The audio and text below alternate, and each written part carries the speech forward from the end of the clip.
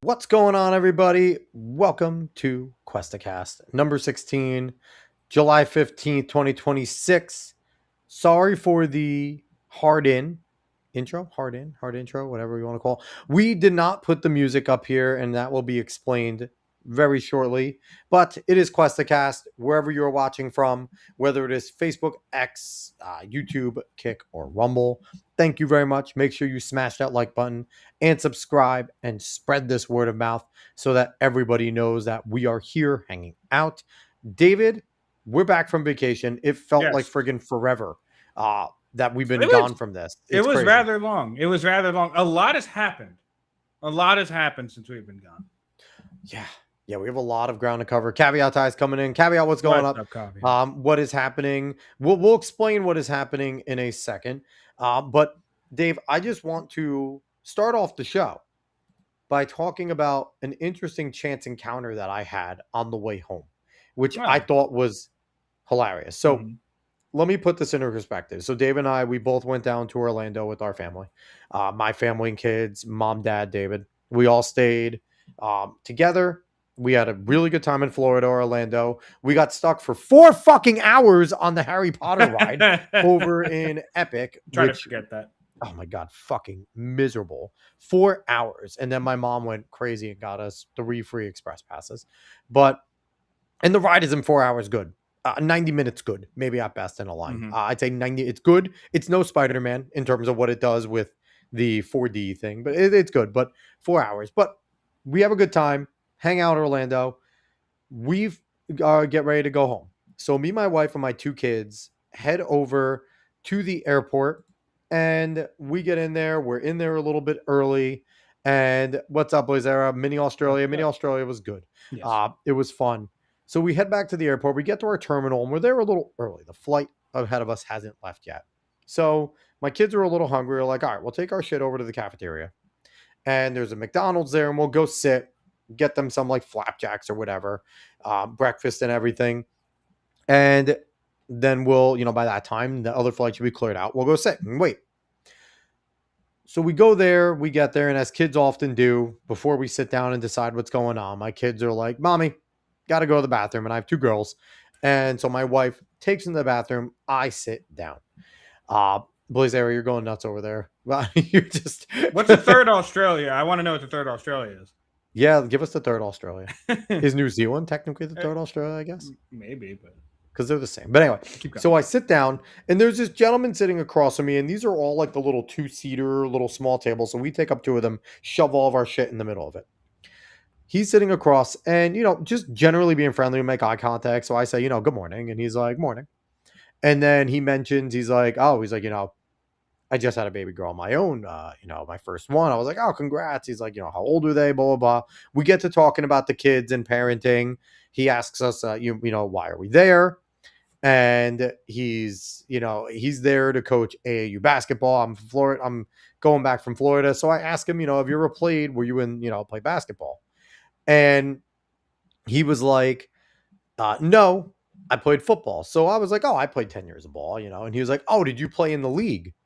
And at that point, Dave, I don't know about you. When I hear someone ask that, no one, if you didn't play at a high level, like you usually ask about like the highest level you played, right? So Mhm. someone played in college, you'll be like, oh, did you play college ball? What, you know what I mean? When someone asks, did you play in the league? Like, look at me. Do I look like a guy that ever played in the league?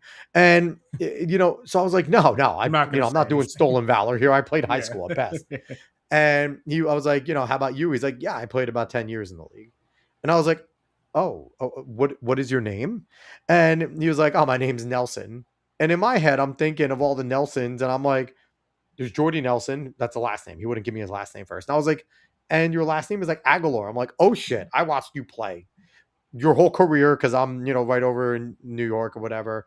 And we just started chit chatting. Super nice guy. Mhm. But just the random chance encounters that you have in life are just crazy. I watched this guy win a Super Bowl. I've watched him play hours upon hours of football because the Eagles are rival with the Cowboys and the Giants, and we're in like the same area.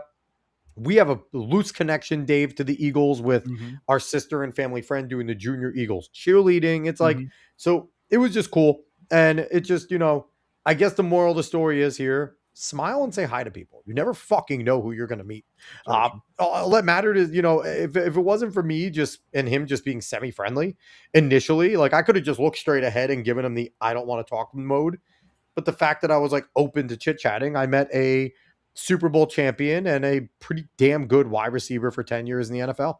So we had a fun conversation, talked about his playing time, coaches, what it was like when they switched from Carson Wentz having an MVP season and Nick Foles. Like he was a part of that Nick Foles miraculous run to win a Super Bowl. So it was really cool.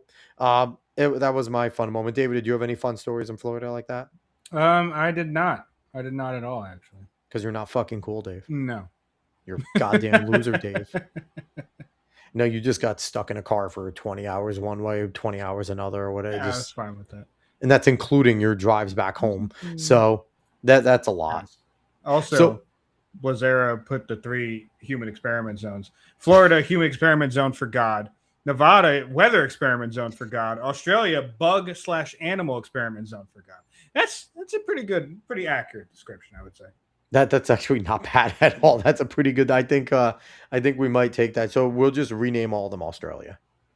I think that's a good thing. Nevada, Australia, Florida, Australia. All right. So first things first, we are starting a campaign here, David. And the campaign that I want everyone watching now and listening later to participate is we need to get David on Side Scrollers. So that's your campaign. That's my campaign, but I'm going to spread it out to the people because Dave and I are both fans of Stuttering Craig. He's been on our show. We like Side Scrollers. We like Blabs. We like Phoenix, like that whole crew. And we definitely poached some guests from that show in terms of like Melee Games and Mitsu and others. And listening recently, Craig and Blabs let out that they want a little bit of a younger demographic, late 20s, early 30s to come on the show. So I suggested to Craig, Dave, come on. He's like, cycle it through Blabs. I messaged Blabs. Now, this isn't the first time I messaged Blabs. I messaged her to come on our show. And I probably go right to spam or she just sees it and she's like, yo, piss off. Don't fuck with you, which is whatever. But I want to start a campaign. So if you are ever watching Side Scrollers at 12 o'clock Eastern, go ahead and type in, hey, you should have David from Cuestacast on the show. I am starting that campaign because the more you do it, the more you ask, and I believe that there's a thread on the locals. Jump on there. We want a campaign. David needs to go on Side Scrollers. You want a campaign. Thank you, though. Why don't you want to go on Side Scrollers, Dave? Because I just don't feel like I'm ready for that type of thing. Of course you are. You just go fucking talk about games and culture. Of course you're ready for that. Listen, you were at the mic with Keith. You were on that show, and that's a pretty fucking good show and big show. And you were on with friggin' Tim. What's him called? Tim Young. Tim Young. There you go. So he's a pretty big name. So you are more than ready. So yes, we have to get you on to Side Scrollers. Blazera with some comments. Oh, there you go. Yeah, speaking of Side Scrollers, play Mario Bros. DS, Mario Bros. Wii, Geometry Dash, Hollow Knight /Silk Song. Yes, those are good Side Scroller games. Geometry Dash is awesome. Yes. So Caveat, what are you saying? I be cool with the young foos. Damn it, Caveat. Damn it. Nate, what's going on? How are you? Right. So we're going to really get into the show because first things first, for those keeping score at home, we did not play our intro music. Mm-hmm. And there is a reason for that. So when you go on the back end, when you're creating and doing things like that, you can go and look at the status of your videos, your live streams and things like that. And we have been getting pinged for somebody claiming the lyrics, "Oh Lord," in our intro song. Now, our intro song is an original song by Hack No Cap, an unreleased original song by a guest who was given permission on the show, plus written permission of both David and I to use his music. Mm-hmm. So it's not necessarily a strike, but they made a claim on the lyrics saying that it is, I guess, "Oh Lord" is their lyric. And if we ever did get this channel monetized, it could affect our monetization to the point where we'd be forced to split some with their channel. So first thing I want to say is fuck Broma 16. I have done the disputes and I have put it in there we have written permission and verbal permission from Hack No Cap, who is our friend and our guest. And every single time, because the way YouTube handles this bullshit too, is they don't get involved. They let you and that person handle it. Mhm. And if that person decides they want to keep it, they keep it. And now, mind you, I actually just won a dispute with MLB Advanced Media because when I was on with Nyreko, David, you weren't on the show. I can't say his name right. Necro, yeah. When I was on with Necro, Brandon Williams, it was when the closer had the corn song. Yeah. And he didn't hear it, so I played it, and we were talking over it. Yeah. And they hit us. I think it's an auto strike that they do. It wasn't a strike, but it was one of those like loose claims. So I, wrote in and been like, "Hey, we were talking over it the whole time. It was commentary, and it was, it's fair use." And they lifted it. MLB Advanced Media, which is associated with Major League Baseball, lifted it because we were doing commentary. But these pieces of shit, and I have done it over and over and over and over and over, and every time Broma 16 says that apparently the lyric "Oh Lord," which does not fucking appear in the song in any way, shape, or form, and it is an original with a beat that is either created or bought by Hack No Cap for his use explicitly, created, made, the song's an original for, and told us we can use it. But they claim it. So I just want to say here, Dave, pull up their bitch ass channel. Everyone and anyone, I don't want anyone to do anything negative to this channel. I don't want you to do anything mean. I don't want to have any copyright claims, false claims, none of that. We're not decordering. We don't play that shit. But I just want people to see this channel, which is like a Eurotrans aggregator, is fucking claiming the lyric "Oh Lord" and refuses to even probably listen to our song. It probably just some AI bullshit from them. So flat out, fuck Broma 16. You are a bunch of bitches, and you don't own the lyrics "Oh Lord," number one, and number two, it's not your song. So fuck you. Dave, do you have anything to say about this? Because that pisses me off. We would have our way to get an original to prevent this shit. Nah, it's not surprising with the YouTube system that this happens to people all the fucking time. So I'm not surprised at all. But I just echo what you're saying pretty much. Yeah, fuck them. Honestly, just fuck you. But yeah, we might have to work something else where I don't know if Hack just wants to give us like a music. We have options, okay? We can ask Hack. We can ask. Blazera said if you need non-copyright Blazera music, has I got some you some peak music, which is very interesting offer right there, Blazera. Yeah, Blazera, we appreciate you, and he just messaged me on Discord, so I'll fucking look at that. Also, Blazera, we have all of our friends. We have fucking Jobless. We have LA Meek. Which I don't know what name LA Meek is going by right now. Side Effect. Here we go. Side Effect. So, but yeah, man, it's fucking annoying. But we may be switching again our intro, and I really like our intro and outro because I love Hack No Cap's song. I think it's one of the best songs he's ever made. But it is what it is. Okay. So I just want to say fuck Broma 16.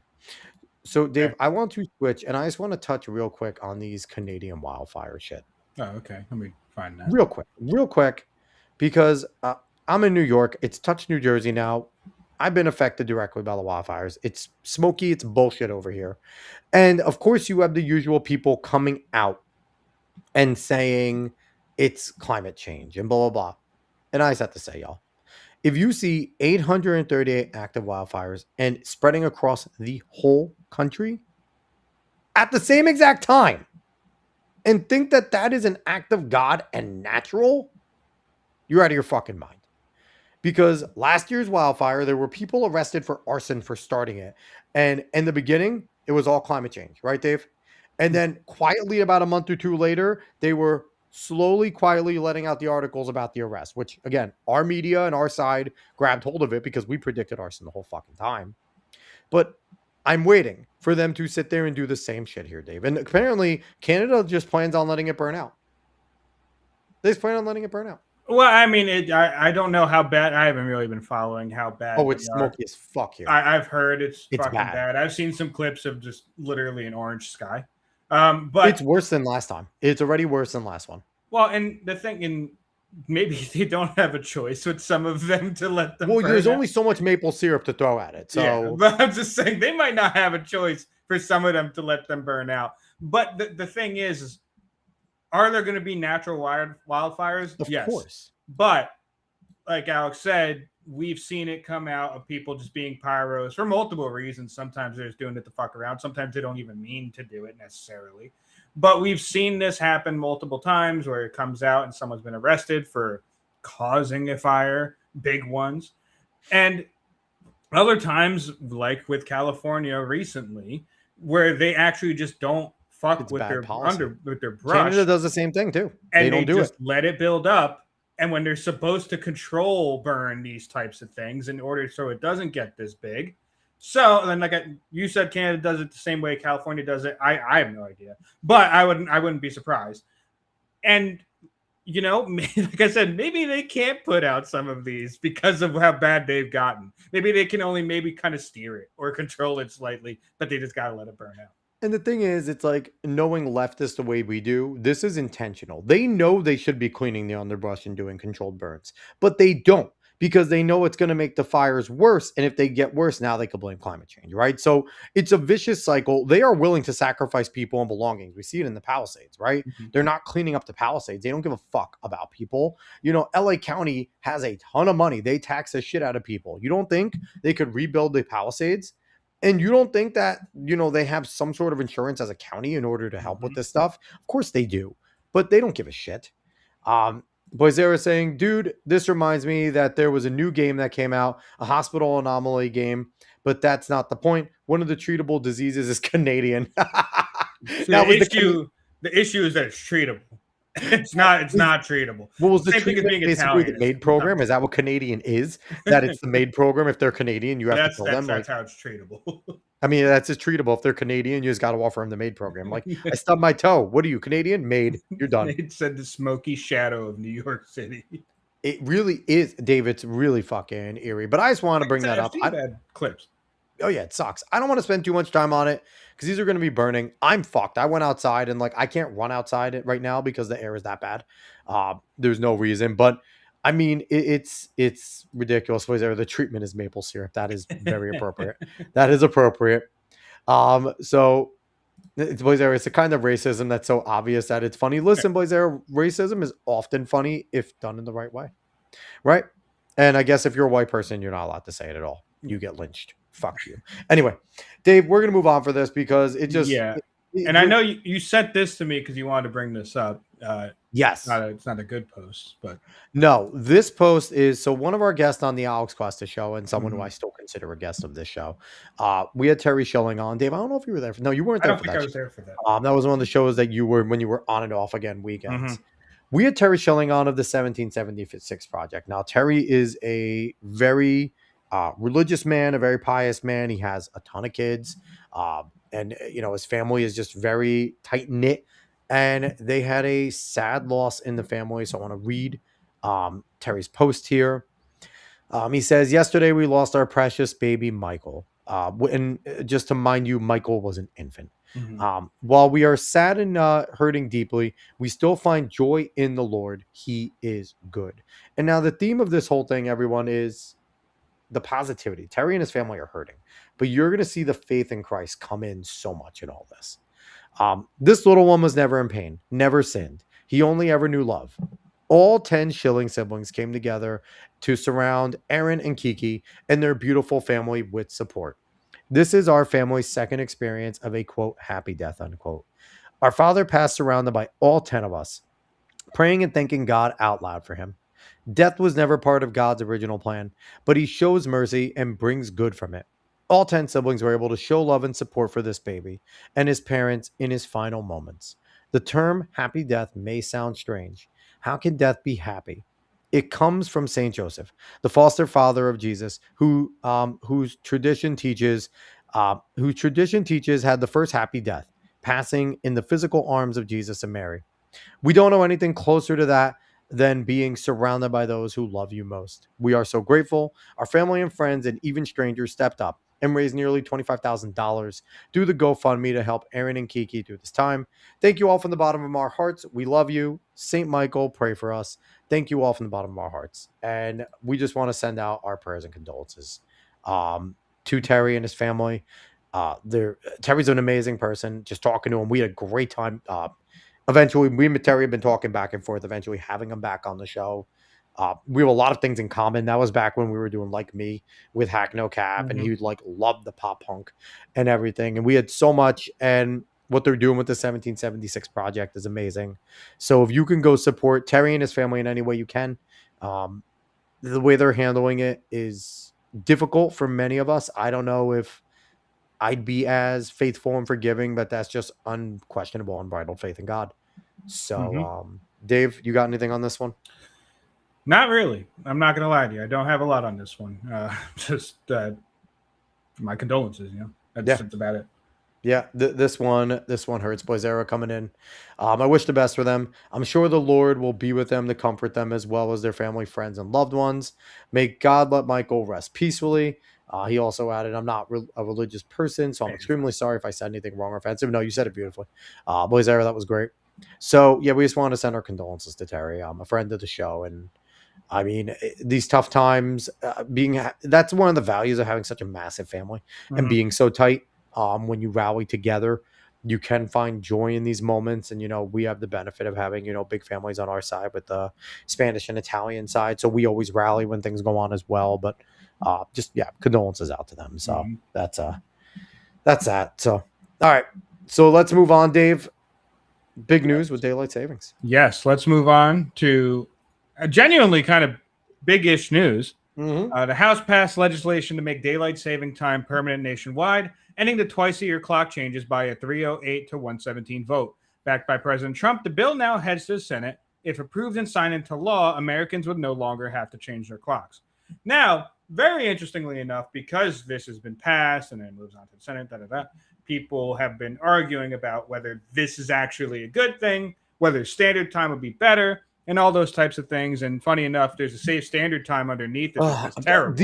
What's crazy is... Oh, wait, that's the wrong one. No. But what's crazy is, I've seen this, all the friggin' experts on standard time have come out. Yeah. Like, shut the fuck up. I just want one. That's it. Yeah. Well, but that's the thing, though, is I will say this, looking at the comparison between daylight savings time and standard time when the sun would rise and the sun would set, people might make different choices. Like with daylight savings time, especially in the winter, if I remember correctly, the sun is rising at like 8 a.m. So you have like a full, long, and that's further than 8 a.m., like 8:30 to 9:30 kind of sunrise. So you're getting a long amount of darkness during the day that we're not typically used to. So it's actually a very fun and interesting debate that people are having. I like how much people are arguing about this because I just think, you know what? It's actually kind of a useful one to argue about. Here's what we need to do, and which is what they won't do because they're retarded. Fuck daylight, fuck standard. New standard time is half an hour in between both. Make everyone happy here.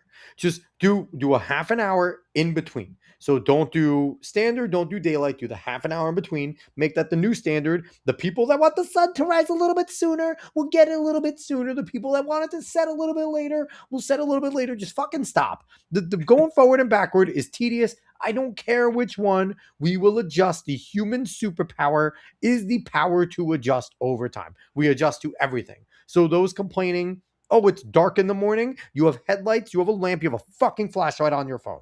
I don't care about your children in the dark at school. They don't want to go anyway. Who gives a fuck? It gives you more light on the back end for sporting events when it is done. I don't care. Pick one, whether it's standard or whether it is daylight savings. I am happy that they are finally doing one. But, Dave, this is going to go nowhere because Senator Tom Cotton is a standard time loser and is the one that brings up, but what about the elementary school kids in the dark over at the fucking corner? Then be a parent and walk them there. Holy shit. Like, this isn't even an argument. Just get it done. I just find it fun, to be quite honest with you. Out of all things, this is more fun to me. Like, there's so many It's things so that people get retarded. so riled up, and so many things that are much more serious that are going on. And yes, like moving back and forth can hurt people and this and that. But like this argument is just much more fun to me. I like viewing But the this thing argument. is, though, this is actually affecting people directly. Where like the war is like a little bit more abstract. You see it at the pump, right? But it's like it's not like this is a direct effect to the point where I was listening to Packway Unleashed, and they were like, "Yeah, but we won't fall back and get that hour back. You didn't get anything back. They didn't take anything from you. It's just fucking time. You'll figure it out. Like this isn't a big deal. Just pick one." There's a thing too, and the history of this is everyone talks about farmers. This has dick to do with farmers. This had to do with World War One and World War II, where the militaries wanted more daylight for their soldiers to fight and build and make armaments. That's all this was for. I think it was the fucking Brits that did it first. And everybody adopted it. And then they made up a bullshit lie that it's for fucking farmers. When I tell you guys, farmers aren't retarded, okay? Farmers know how to do their crops, whether it is sun up or sundown. They know when it's coming up before we do. They know when it's going to rain better than any fucking weatherman. So, God, this stuff pisses me off. Just pick one. I don't care which one. I just don't want to change anymore. Yeah, I prefer just a general. This is when the time is type of thing. I'd rather not go back and forth, no matter how it shakes out. I don't really give a fuck. To be quite honest with you, Neither do I get people having their arguments. That's fine. I have no problem. I don't. You want to know why I don't? Because none of them know shit. Because they all Google AI'd whatever the fuck they wanted, okay? None of them know shit. All these standard time experts, all these daylight savings time experts, none of them know dick all, okay? Then you have Arizona. It's like, haha, idiots, you're still fighting. We haven't done this shit in years. Yeah, I was going to say, it was Arizona and I think another state, right? I'm pretty sure another state is also too, it's like so a certain ridiculous. standard time. Well, Nate coming in here saying, no way, keep it. Mountain and Wester are the best for watching sports. You guys are used to all night sports. I don't listen. I wouldn't care if it's a little earlier. But here's the thing, though. For me, dealing with that is, if you don't change it and you keep it, we never go by California time for sports. Fuck California, okay? Like, I don't want to watch my friggin' NBA games at midnight. You go to LA, LA adjusts if it's an East Coast team. Eat a dick. Like, you guys can watch your games at fucking 10 in the morning. I don't care about you in California. It's perfect all the time. I don't care. Like, shut up. Like, oh my God. It's so annoying that there's an argument over it. I just want one. Don't ruin this for me. Boyzera saying, I heard this so wrong. I was like, how the fuck can they just change daylight savings time? I want them to. I want them to just pick one. Pick one or just make something in the middle. Boyzera saying, you had to go to high school in pitch black. See, you did it. You survived. Adam Pizza coming in with the best suggestion. Let's just switch 6 a.m. and 12 a.m. Just fucking invert it. Yeah. Just invert it like the polls really fuck with people.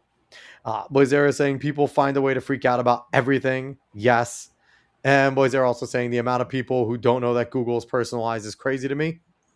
And even the AI is even worse. AI in general becomes very personalized. Yeah. Listen, you're the best. Your ideas are great. Mm-hmm. Unless you say something that offends whoever created it. That's the only time. Pretty much. Yeah. Like if you say something completely racist and Nazified to Grok, they will fucking give you the Sieg Heil sign. But if you say that same thing to fucking ChatGPT, then they'll tell you you're a bigot and shut you down. Didn't they neuter Grok a bit since he was raping Will They 100%. Grok went super Nazi. It was ridiculous for a little bit. Yeah. When they introduced Super Grok, it turned into a fucking Nazi dictator. Well, that was funny, but Grok specifically wanting to rape Will Stancil was one of the funniest things I've ever seen on Twitter. To rape Will Stancil. One of the funniest things I've ever seen on Twitter. And then the Will Stancil lore grew even more. Well, that's basically how the Will Stancil show from Emily Eustace, I can't remember how to say her name, but from her, that's how that came to be. Well, we got to remember, Melee Charisma has adopted Will Stancil as well. Melee K, like that is her, like she's adopted him. But dude, that's it. She's his. He's his. Pretty much the right in general, especially like further right, has adopted Will Stancil. He hates us so much. When he was at that protest and he got punched, the further right, we're like, no, fuck off. Like, you don't hurt Will Stancil. Fuck you. Yeah. Like, he's our leftist. Our boy. Will Stancil's our leftist, and he hates every single one of us. But you know what, though? Listen, if we can convert Angela Bel Camino, who I always thought was a plant, we can convert Will Stancil. I don't care about converting Will Stancil. He can be just what he wants to be. I'm He's ours. fine with it. He's ours. He's just our boy. That's the thing. He is our boy. Defend Will Stancil at all costs. And the thing is, it's funny too, because us defending him makes the left hate him. Because for no reason. It's like he hates us just as much as all of them do. Like, he fucking hates the right. He is fully against everything we stand for. He's as much as he's left of Chairman Mao, but they fucking hate him because he's defended by us. I love it. He's our Maoist.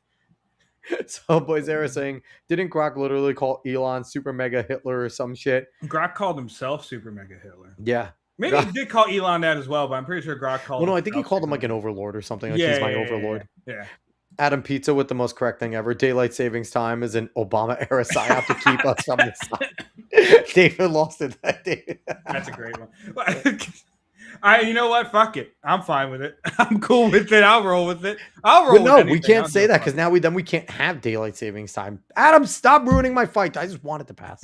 But so Dave, implications here. Outside of people pretending like they care about when the sun comes up and goes down. Do you think this would actually help if we just had one standard time? And will we tell Arizona to get on the shit because they're on standard time? And they do like solar noon, some weird shit, but they're on standard. So would we force Arizona to jump to daylight and tell them to fuck off? That is annoying. I don't really want to force Arizona to do that. I don't really like that. I don't like forcing Arizona to do that. I think if we say, look, nationally, we're going to go by this time. So like if you're working with a federal building, if you're working with anything federal, this is their time to go by. But if a state like Arizona is going by another time, you just have to fucking know that. I think you should just also say fuck time zones. I mean, time zones are fine in general, but everything by the eastern, northeast, we control the world. But I just like having, just a set time and not moving it like twice. I don't like moving it. So it's just, that's the annoying thing is I'd rather have a certain set time that I know of. Agreed. Boyzera coming in saying, I got the fix for the daylight savings problem. Just return the slab. Return the slab. Nate's saying, Bel Camino did Primetime 99's podcast a while back. She came off very personal, has a good sense of humor. Listen, she was always funny. When she was the bull, again, we adopted her quickly as well. Like, when the bold lib thing came in and she did her walks and everything, like that shit was hilarious. It's some so people, cringe, it's fucking funny. And she knew it was like bold lib in her 40s, no kids. I do what I want. Like she was leaning into the meme. Like, and that's honestly, we had this conversation. I don't know if we had it on stream. It might have been off. We're like, she's not on the left. She is memeing them. Yeah, there's no fucking way. You don't word it and do. I mean, obviously, people have done it seriously, but not that many times, kind of thing. And just the way it came off too cheeky and almost too self-aware. And then it was like a giveaway. Like she was hanging out with Lila Hart. She was hanging out with Chrissy Mayer. Tim Pool, right? Wasn't she hanging out with Tim Pool for a minute? I think she didn't go on a show, but I think they like met somewhere. Yeah, but I mean, she went on Chrissy's show. She went on Simcast. Yeah. She went on Lila's show. Keanu, whatever her last name is, she did with her.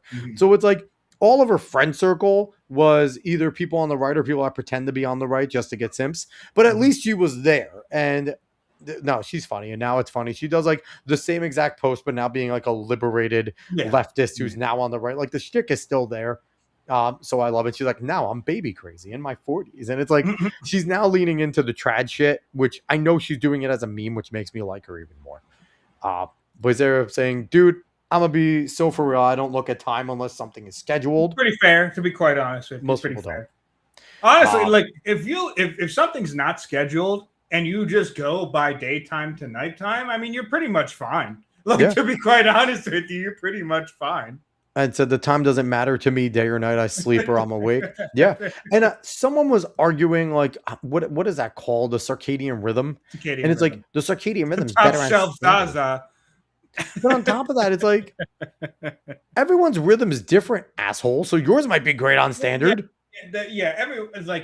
People's rhythms are different, but there is a general circadian rhythm. I will say that. We'll adjust. We will adjust. If daylight becomes our thing, then we might not. But our next generation or generation after night shift worker, right? It's not like doing what I did for a period of time, where it's like, okay, you're staying up all fucking night. You're kind of ruining your whole body while doing it. Like you're not doing that. It's just a bit of movement, which is going to be annoying for a good bit of time. But I'm not going to lie. I will take spring and summer sunset being at like fucking 10 o'clock.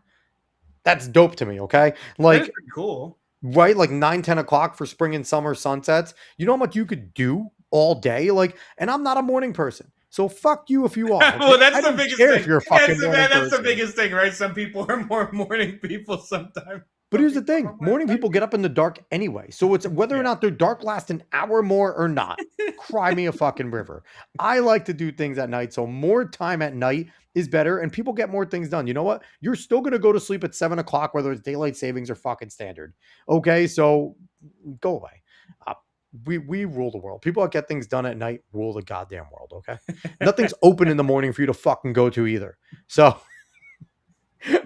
Adam Pizza saying, no more time. Time is nothing more than an illusion. Have you tried DMT? It changes you, man. I've heard that. I don't know if I want to change. That's the issue. I don't know if I'm ready for that trip, to be quite honest with you. No, I'm not doing DMT.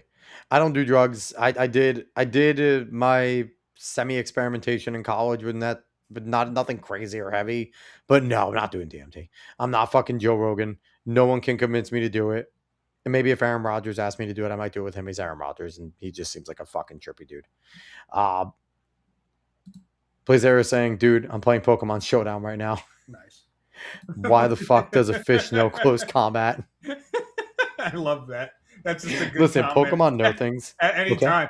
Out of context, that's a good comment. Just throwing that in a random Why conversation. the fuck does a fish know close combat? That sounds like a comedy spot. Oh, speaking of comedy, Dave, did you find the James Franco thing? Yes, I brought it up. Can you please pull that up because You we wanna have to go to talk that? about this. Yeah, we got to go to this. 1 second. I have to find it in all my things. Okay. We've got to go to this one. Because I have a lot of tabs open.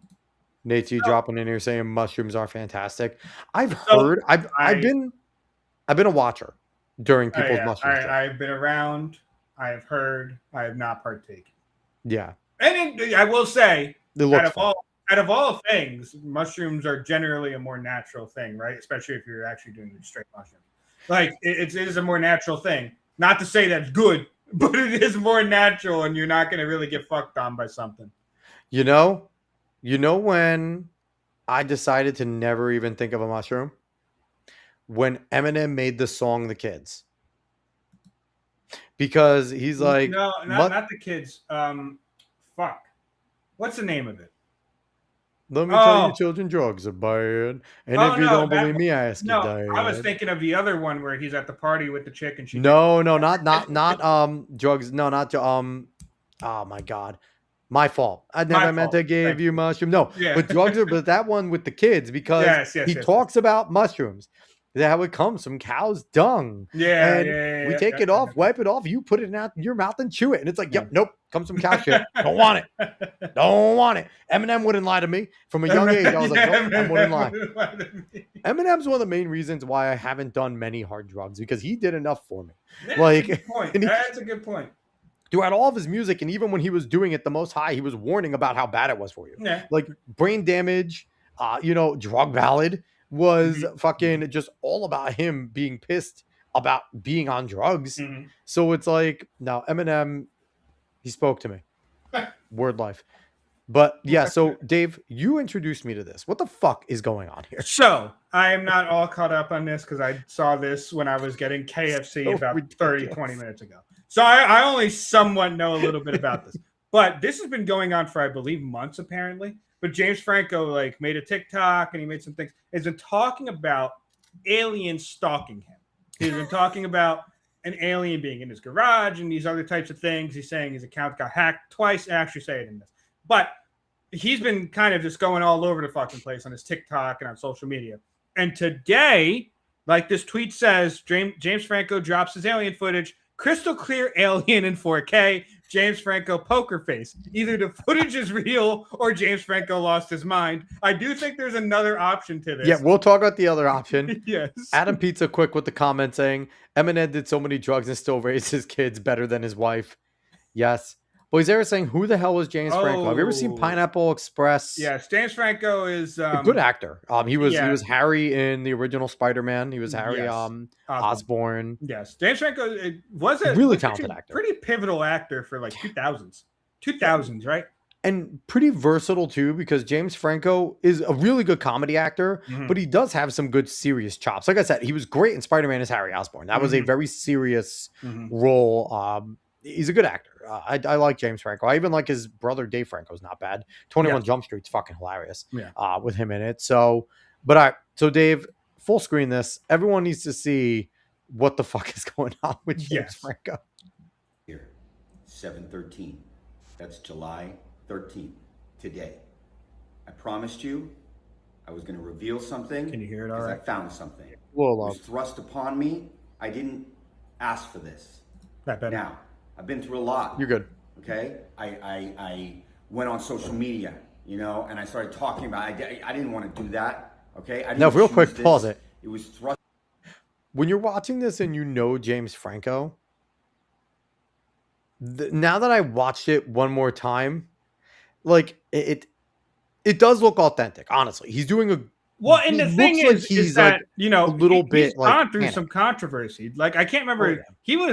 There was allegations against. I don't know. I haven't. No, it wasn't allegations. It was proven that he was sleeping with classmates when he was a professor at NYU. There you go. It was NYU or Columbia, but he was an acting professor and he was sleeping with classmates. And Seth Rogen ended his friendship with them. Yeah, I was gonna say I couldn't remember what exactly like he did, but I do know that Seth Rogen ended his friendship with him, which is pretty big. No, but here's the thing. Also, Seth Rogen can eat a dick because how many friendships did you end with people that made movies with fucking Harvey Weinstein and didn't say anything? But also, they were very, very close friends. They were close, and James Franco didn't tell him. Yes. So I get it. That is pretty big. And so he's been mired in recent things for a while. And to come out and do this now, it's kind of weird. Like, it's really weird to witness. So we'll continue this video. Yeah. Upon me. I saw something and I thought, you know what? I can't keep this quiet. People have said I'm crazy. People said I'm trying to, I don't know whatever it is. You know, I've been through a lot. My account got hacked twice. People trying to shut me down so that I don't get this out. Okay, but I need to get this out for that very reason that people are trying to stop me. For that very reason, I fought to get the account back, and I felt like I owed it to you, to the people that are following me and are, you know, trusting that I in fact am, you know, I have material behind what I'm saying, right? I'm putting my money where my mouth is, or whatever. Okay, enough. Here we go. So pause it real quick. So he's about to pull up his laptop. Yep. And show footage of something, right? Now, I want everyone to think. Was this what you expected when I sent you this? Did you expect this footage at all? I didn't expect the footage that I saw. I fucking started laughing hysterically the moment I saw it. But he's about to show you something. Now, whenever these people do this, right? The tweet mentioned it's in 4K. You never expect any of these things to be in 4K. They're fucking like hunting cameras. At best, they're like at best they're 720. Right? At best, they're 720, not even 480. It's 240. Yeah, it's bullshit. So when you see this, number one, focus on the outsides of the fucking thing, because that doesn't look real. This doesn't zoom in all the way, so it's going to be a little bit, but you'll see it. But okay, so go ahead. Wanted it. Here it is. I delivered.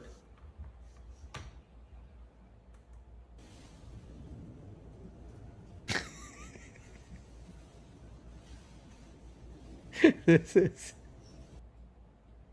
he is deadpan right now. Now, in the Instagram thing I sent you, you don't see his face in the Instagram thing. It zooms into it so you can see just the screen itself. I couldn't help but fucking laugh this whole time.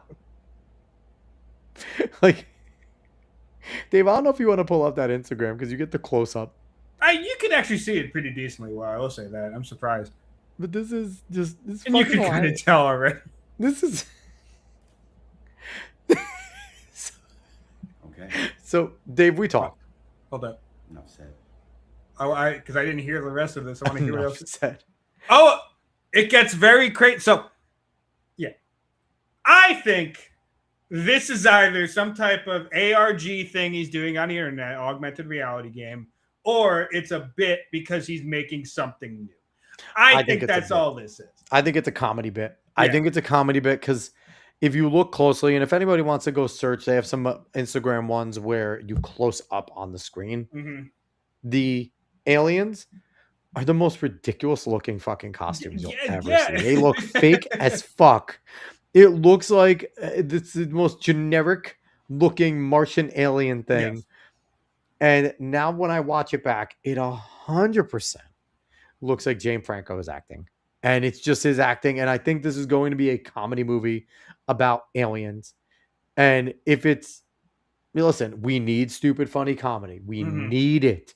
James Franco was the king of done funny comedy with Seth Rogen and Will Ferrell and John C. Reilly and Danny McBride. Like, we need these guys to stop being fucking lame and start making offensive, funny movies again that make fun of everything. And I really hope this is a bit.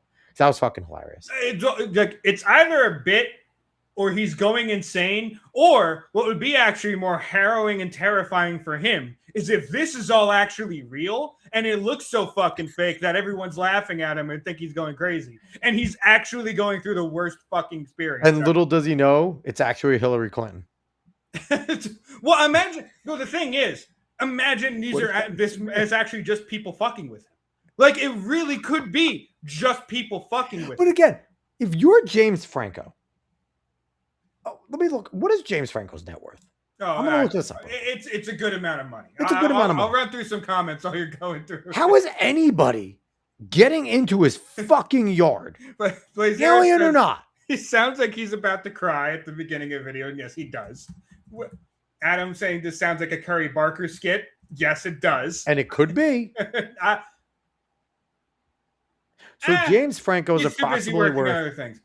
He's approximately worth 30 million. Umbreons are kicking my ass. Umbreon's awesome, so that's not surprising. Dave, he's approximately worth $30 million. Yeah. This man can afford a fucking military to sit there outside of his compound. There's no way that fucking paper mache looking aliens are getting into his yard without getting shot. So someone get Meemaw back in his senior home. Yeah, pretty much. That's just Meemaw. But it's the weird, like, I'm actually interested in the other drops. I'll say this. It's a great He got me interested. It's a great bit if it is. Drops. He did his job, because now I'm like, all right, I kind of want to see what else James Franco is going to show us now, because what the fuck is going on? So I think it's for another movie or show or whatever the fuck he's doing, because I just cannot believe this is him being as serious as possible. I can't do it. Also, since you brought up someone a part of his crew, funny enough, I just saw this on Twitter. Oh boy. Danny McBride is officially directing a new G.I. Joe movie. He wrote the script. The goal is to film it in 2027. G.I. Joe is his favorite franchise growing up. Grounded action film, not a comedy. Focuses on Duke and his team. Takes place in a town where everyone is secretly members of Cobra. That's pretty. They're casting right now, and he's reportedly reaching out to his movie star friends. So, what do you think about this? This is interesting. Positive, because Danny McBride has been the only one out of that crew that I mentioned that are still been doing really good things. Yeah. Eastbound and Down was fan-fucking-tastic. What was the most recent one he was? Oh God. He was a part of Righteous Gemstones. Righteous Gemstones. He was in another show really after Eastbound and Down. Yeah. Danny McBride's been the only one out of that funny crew that's been doing legitimately good work still that people critically like. Mm-hmm. And I do think that Danny McBride is a good actor. I think he's talented. And I know he was a part of the writing of a lot of those comedies with Seth Rogen, with James Franco. Mm-hmm. So, and I think if he's someone, if this was his favorite franchise growing up, then I don't see him allowing himself to fuck it up. He's going to put a care. He's going to try and do it right. He's going to throw us the proper Easter eggs. The hope is that if he does fuck it up, it's because he just makes mistakes and not because he's too much, right? Yeah, he'll go too much into trying to get us to love it. Yeah. And it'll be more like a fanfic than it would be him trying to make it woke and gay. Mm-hmm. So, do I have faith that I think it'll be a good movie? I think it'll be good because the G.I. Joes that they made were shitty movies, but good action. They just weren't a good plot. Mm-hmm. I think if he can nail a plot, which that sounds interesting, that they're in a that's a pretty interesting plot. Yeah, it could be fun. because now they're just fucking fighting their way out of a town where everyone wants to kill them. Like, that's what we want, bro. That's what we want. So, I mean, I'm positive on it. To be quite honest, I think Danny McBride has been one of the, and he's kind of kept his mouth fucking shut about everything. Everything. Yeah. It was Me Too, whether it was woke shit. He's just kept his mouth shut, and he's just continued to, just keep doing his job, keep taking roles, keep doing well here. I want to see what the other. You pull up some things. I want to see what the other stuff that he was at. I can't. I'll tell you what, though, if Danny McBride actually does nail this in some way, for G.I. Joe fans to actually like it, if he can pull that off, his name will go very high in like the nerd sphere, because it ain't gonna be easy. G.I. Joe fans have not had anything really good movie-wise in a long time. Well, or show-wise, I would say, in a long time.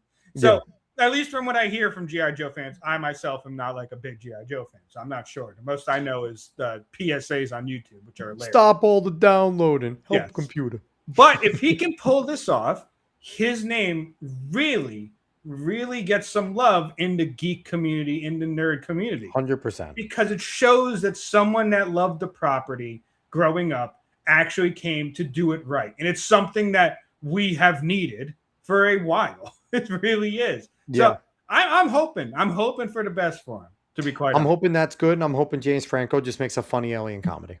That's what it's looking like, dude. That's what it's looking like. I might have to follow him. I hate it. I might have to follow him. I want to see the drops. Well, Boizera also says, what if someone actually got into his yard and was thing. doing this? That would be fucking hilarious. What would be the best, and I know Nate is saying here Seth Rogen is way to Reddit brain to capture that magic, but this would be the greatest meme of all time if it was like, I know his brother's pissed at him, Dave Franco. Yeah. I know Seth is mad at him. Mm-hmm. If this was those two just fucking with him, because they're two of the only people I probably gonna have access to his house, free and open. You know what I mean? If this is just those two, if their way of just fucking with him because of him, them pissing him off, and them just trying to, because you know what? Here's the thing: that crew seemed like the type of crew that would do jackass level shit to each other. Yeah. So if this is just a bit, where I hope it is, Dave Franco and Seth Rogen just absolutely knowing that James is a space cadet because he's fucking too goddamn smart for his own good, and just fucking with him in every which way, fake hacking him, planting aliens, doing all this shit. That would be, honestly, I would get a little bit respect back for Seth. Not a lot because he's a fucking cuck, but just a little bit. So, but I have faith. I have faith in the G.I. Joe. Do we want to venture back into the political world a little bit? Because we only got two more things in the political world. We can just let's go. Fire those off real quick. So one of the big things that happened is South Carolina Senator Lindsey Graham dies after sudden illness at age 71. Now, ruptured aorta. Yeah. This is an old one. This is an old one when it first started because it came out as sudden illness. There was no clear definition at first. No, he was just dead one night. Yeah. This is a very interesting thing to happen because it was not expected. I mean, he is 71. So anyone, his dad died of a heart attack at 69. Yeah, anyone can die at that time. It's in his family. Not necessarily a surprise, even though I have seen people running with some things about possibilities of something happening to him instead, which I mean could always happen. He was kind of a senator that did have Trump's ear, so I'm not going to rule those out, even though I haven't looked into them. Yeah. But this is kind of a big shakeup. It's kind of a really big shakeup. So this resonated all throughout the political landscape when it happened, and especially because it happened during this guy being in the hospital. Mitch McConnell had this very big statement. I'm not going to go through all of it. With a picture that people ran through AI and they're saying is AI. Which is very interesting as well. Yet again, I do not know, but the speculation on Mitch actually being dead, I kind of give a little more grounding because it's been weird around him being in the hospital. He's been dying in front of our eyes with the freeze ups and falling and shit like that. He's deteriorating. Bad. And he's doing something that is strenuous. Working in Congress is a strenuous job and should be a strenuous job. Well, here's the thing. He's one of those senators, older senators, that's just being dragged around weekend at Bernie's, and staff just doesn't want to lose their position. And it's sad. And staffers should be brought to fucking jail for doing this. It's not to these just people. staff. And I will say there is some credence to the fact that, the party don't want him gone, but until after, I can't remember the date. It was like August 2nd or something like that. Well, January is his last day. Yes, but they want to make sure that he's not dead before the next, like, the possibility of like a runoff. I can't remember, but the possibility of another election so that they can keep the seat. That's the biggest so thing. Ridiculous. So but the thing is, there is credence to that stuff because what's going on around Mitch being in the hospital and feeling badly has been really weird. It's been really weird. And because he's so old, it wouldn't be a surprise if he did actually die and people are covering up. We had the same speculation about Ruth Bader Ginsburg for a while. Dianne Feinstein. Exactly. Yeah. So, especially when it's so many geriatrics in our fucking Congress, this is going to happen all of the time. Consistently. Yes. But we have Mitch in the hospital. We have Mitch. I don't know exactly what's going on with him. We don't know his status. It's unknown. Even with the statement, there's a lot to doubt. Now, a trusted person in our sphere, Scott Jennings, and he's being memed to no fucking end, said he had a 20-minute conversation with Mitch. Mitch is in good spirits. He's ready to get to work. And this statement mirrored a lot of what Scott Jennings said. Yes. I don't think Scott Jennings is going to risk his career and the credibility that he has with the right, because he knows right now his spots on CNN where he just rips into a bunch of leftists and the facial expressions he makes has skyrocketed him. And I know Scott Jennings is a swamp monster. He was a Bush guy. He was in there. He was in Washington. But I think he would stay quiet if there was nothing. I don't think Scott Jennings would put his career and his credibility on the line. He's actually on the rebound and he's feeling better, Mitch McConnell. But it's just weird. I'm not surprised if he had a phone call with Mitch. And if Mitch was saying, hey, I'm good, I'll be back, this and that. Even if he's on his deathbed, I feel like Mitch is going to say that. Yes. Because again, like you said, for the party, and he's a party guy, he is going to say that just so, like you said, the news comes out, he's alive. So now with the Lindsey Graham thing, Dave and I are not fans of Lindsey Graham. We made it no bones. We are not fans of him as a politician. But I will say this. If whoever you are following is happy about the death of any of their political opponents just because of their political theory, they are a ghoul, and you should take nothing at what they say as face value or in any sort of truth. We saw this with Charlie.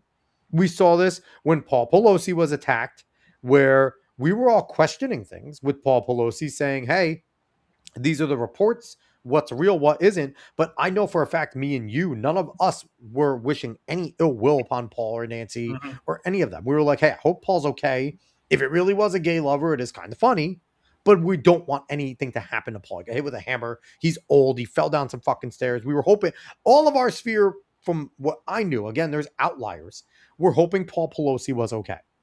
And if you're any person that you know is happy that Lindsey Graham is dead, nothing they say at face value anymore, period. Because if you could be happy in the death of an opponent over politics, you're out of your mind. Because here's the thing.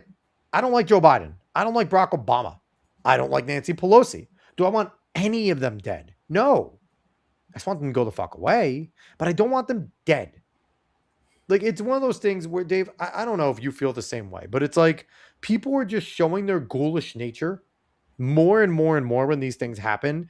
And you just need to take account in that, whether it's your Facebook friends, or whether it's friends you interact with in group chats, anybody that is happy about any of these things, you just need to start to distance yourselves from them because their soul is deteriorating internally. I will say one thing about this is because, like, I think there is an importance to differentiate between people like, we did see people genuinely celebrating when Charlie was shot and killed. Yes, and their ghouls. Generally celebrating on a whole bunch of different things. But I will say there is a difference, and me and you, Alex, especially me, I love dark humor. Yeah. So Dark humor is different. Well, yes, Humor is different. But I will say this: in the context of social media, in the context of other things, you can't really. It's hard to put tone on things whenever you say things. So sometimes some things make it misconstrued, even though it's meant to be a joke. Whatever. If it's a friend in a group chat that has that type of comedic stuff, then you could take it as it is. But I'm also saying just in social media in general. And the thing is, like,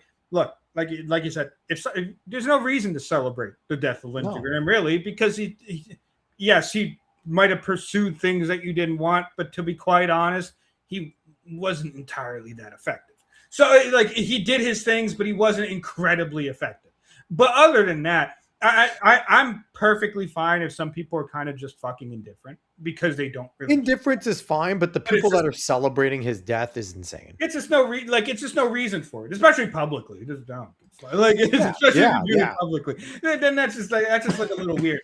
But I do think sometimes with these things, like, yes, 100% people do celebrate the deaths of people way too publicly, especially. Which is weird. But I do think they're like. It's best, like, you can see those things and kind of write those people off, and even though they probably wouldn't matter in the first place for you on social media, but also to make sure to differentiate it between people that are just trying to kind of just fucking go through it and make a joke about it or whatever, fuck like that, because I don't really care about that type of stuff. Agreed.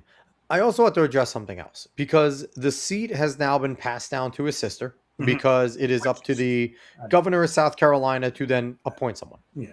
So he appointed his sister. And I see a lot of people complaining. It's not done by hierarchy. It's not done. Motherfuckers don't know history, okay? Every single time I've seen somebody die in office, it's always gone down. If it's not a president, right? It has gone down to their wife, their sister, it's a family member. It's always been that way to finish out the term, okay? I've done the studies. I've looked at it. I did a whole thing, looking at congressional succession and things like that. Dave knows I went through a fucking thing and I still need to finish that research. This is a common practice that the family member finishes it, especially if it's a close family member.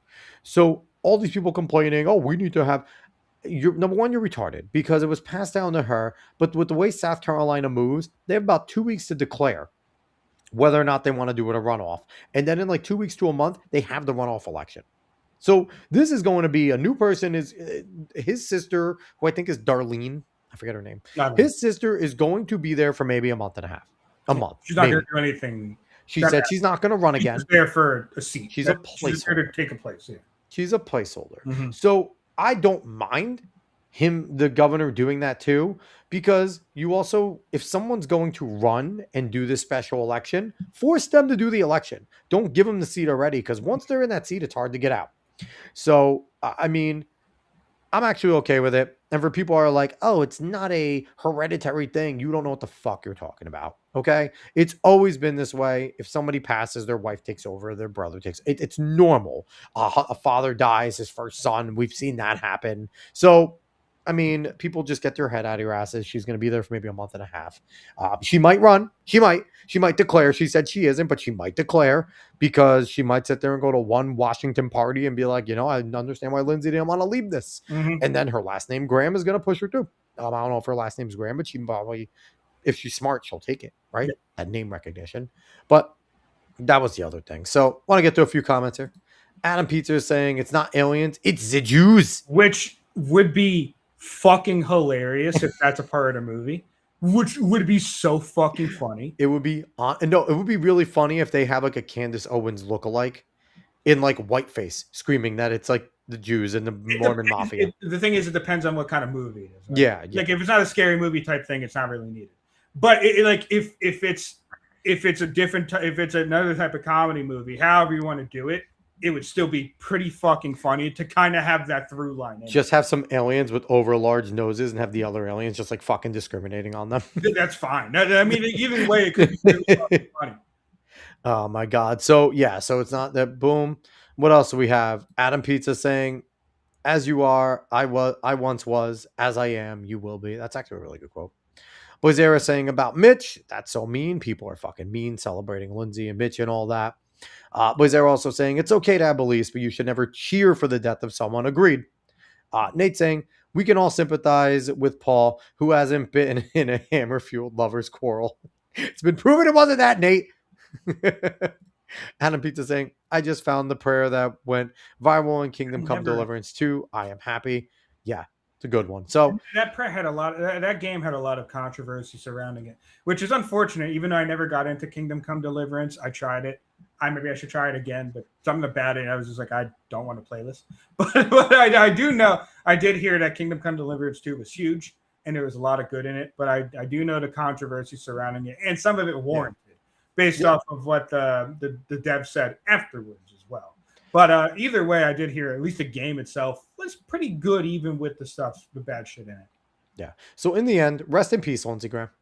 You deserve, listen, in the end, he gave his life to civil service. And I think he's been in there for like 30 something years. And his net worth is only like, and I'm going to say only, but it's like $3 to $7 million. Considering what goes on in Washington, for him to have his net worth still that low comparatively, that just means that he was just in there throwing bombs at motherfuckers for the love of the game. Okay. Like he was not, going nuts and stuff like that. So, Blazera coming in here being aggressive. Why the fuck does a bird know a move that requires a sword? I mean, if it's far-fetched, it's Sir-fetched. Sir-fetched eventually has a sword. Yes. So Sir-fetched would need to know it. But all right. So, rest in peace, Lindsey. And if you're alive, Mitch, speedy recovery. If not, rest in peace. I don't we're going to go both ways. But listen, in the end, I want Mitch McConnell to be alive. Okay. I think he needs to retire. I want him to be out. I'm happy he's leaving in January. But for his family, for everyone, I do not want Mitch McConnell to be dead. I want him to be alive. I want him to go to a fucking retirement home and be done. Go take your money. Go away. You and your wife. I don't care if you fucking go to China. I don't give a fuck where you go. Just retire. But I hope he's alive. So, Nate saying New Power World is getting a lot of love. So, listen, New Power World just keeps on powering through. They are the only one. Well, they fully released. It's the 1.0 release of Power World, and people are loving it. I'm actually thinking about getting it myself because it's only like $21 right now on Steam. It's a little bit off of the 30. So I'm thinking of getting it myself because it looks fantastic. It legitimately looks like a very, very good survival game with a lot of fun aspects to it. It looks like you could just sink time into it. Yeah, no, it looks fun. The Power World beta was great. And people liked it, and they took on the behemoth, and it seems like they're winning. They took on Nintendo face on, told Nintendo to eat a dick, and it's been working.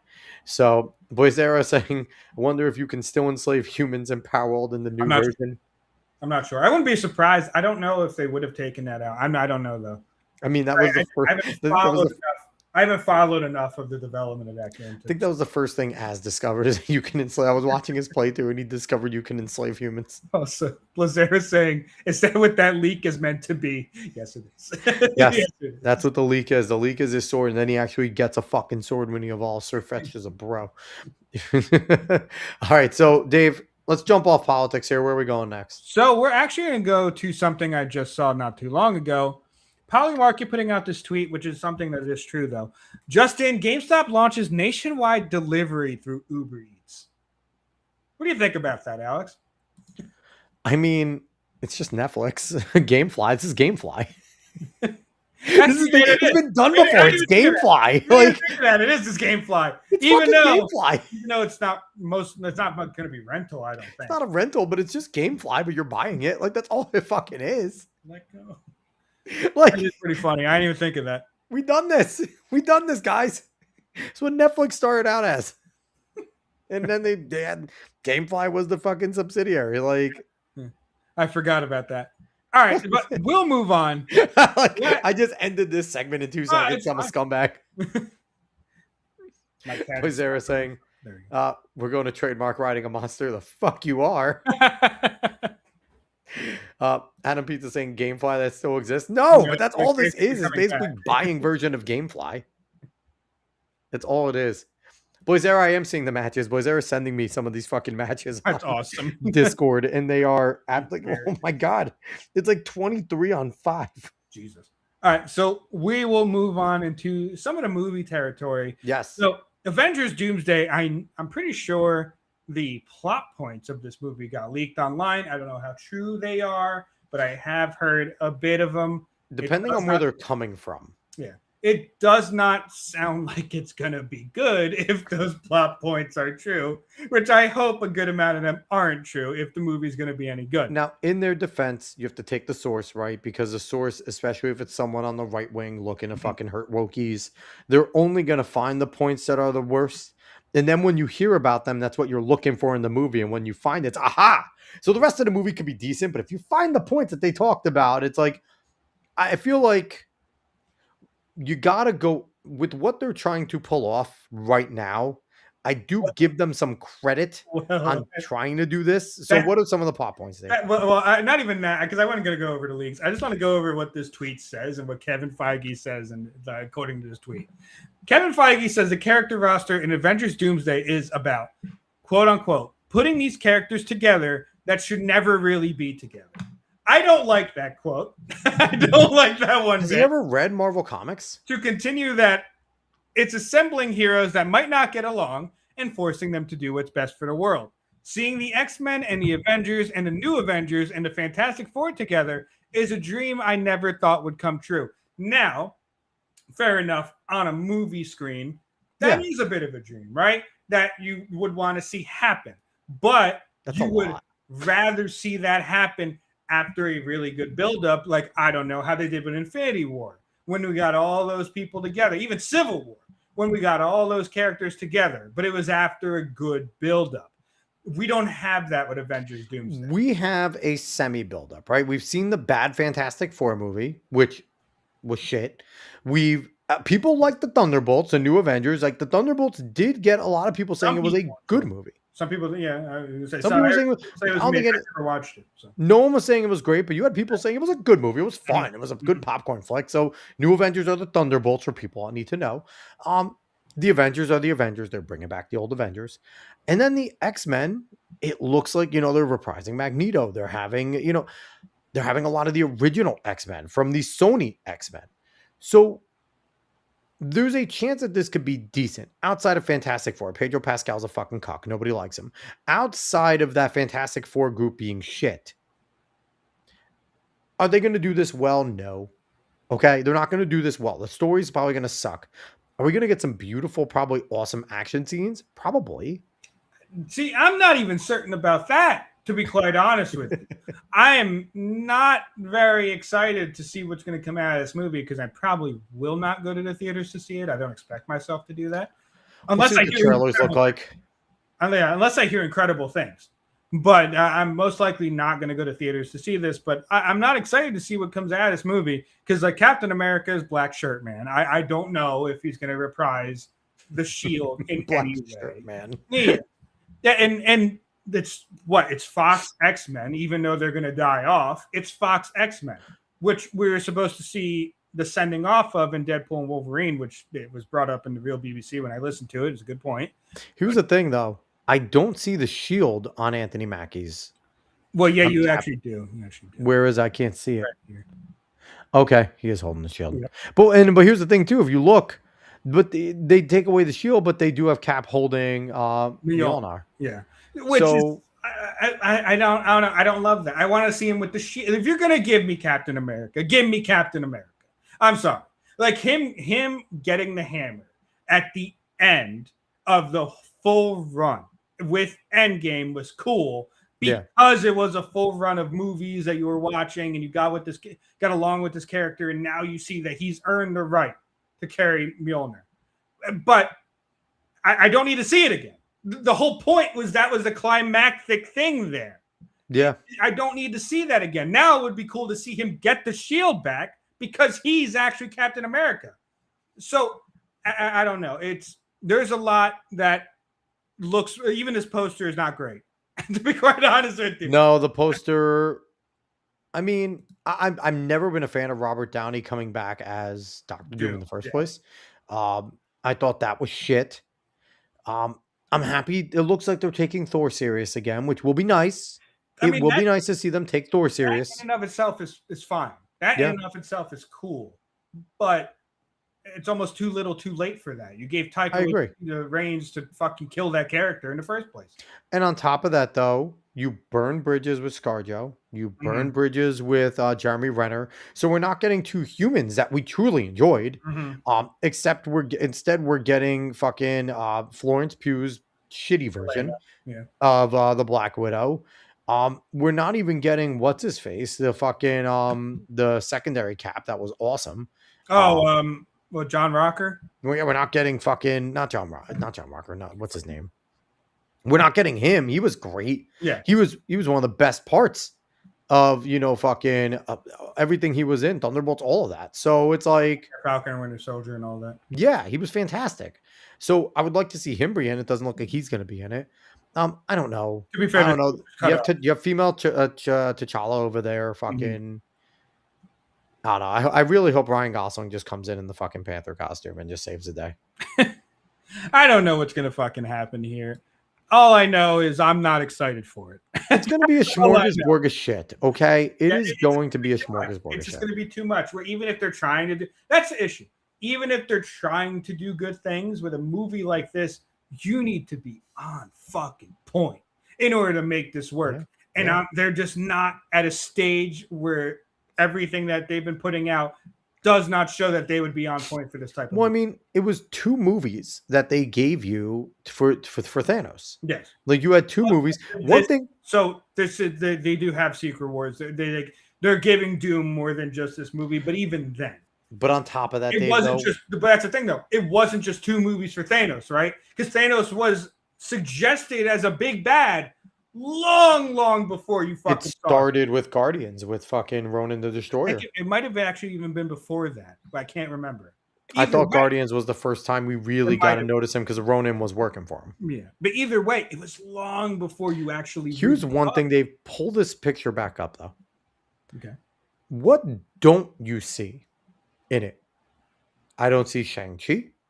I don't see Captain Marvel. I will say I that don't see this Miss is- Marvel. Poster is cut off. I can find the full one if you. Oh, is it cut off? Okay, yeah, they're the all poster there. is cut off. Okay, then maybe I'm fucking wrong then. Yeah, Because I was gonna say I don't see any of the new people. Well, I will say this: Captain Marvel is not in it. I know that. I think she was just tired of all the shit.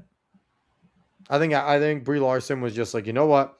I did your shit, and I wouldn't be surprised if she was coached by some of the Marvel people to go fucking I Am Woman, Hear Me Roar as well. I'm not gonna lie, because she's fine. Her Super Mario shit, she was great in the advertising for that. Yes. So you have Shang-Chi right here. But And they you cut have him a off for a reason. Fuck Yeah, him. you have a couple more characters on this side. Okay, there he is. There's my boy. Bucky He's over there. here. So it was cut off a little bit, not an incredible amount. Even though you didn't get to see Bucky in that picture, which is pretty funny. This is a shitty poster. Yeah, it's not good. It's not a good poster. Because what the fuck is Ant-Man even doing there? He's insignificant to everything. They have destroyed his character so much. I know. Like you see the Wasp faded up there on top of Anthony Mackie. I don't know. I don't think that's Wasp. Is that not the Wasp? Who is that then? I don't know.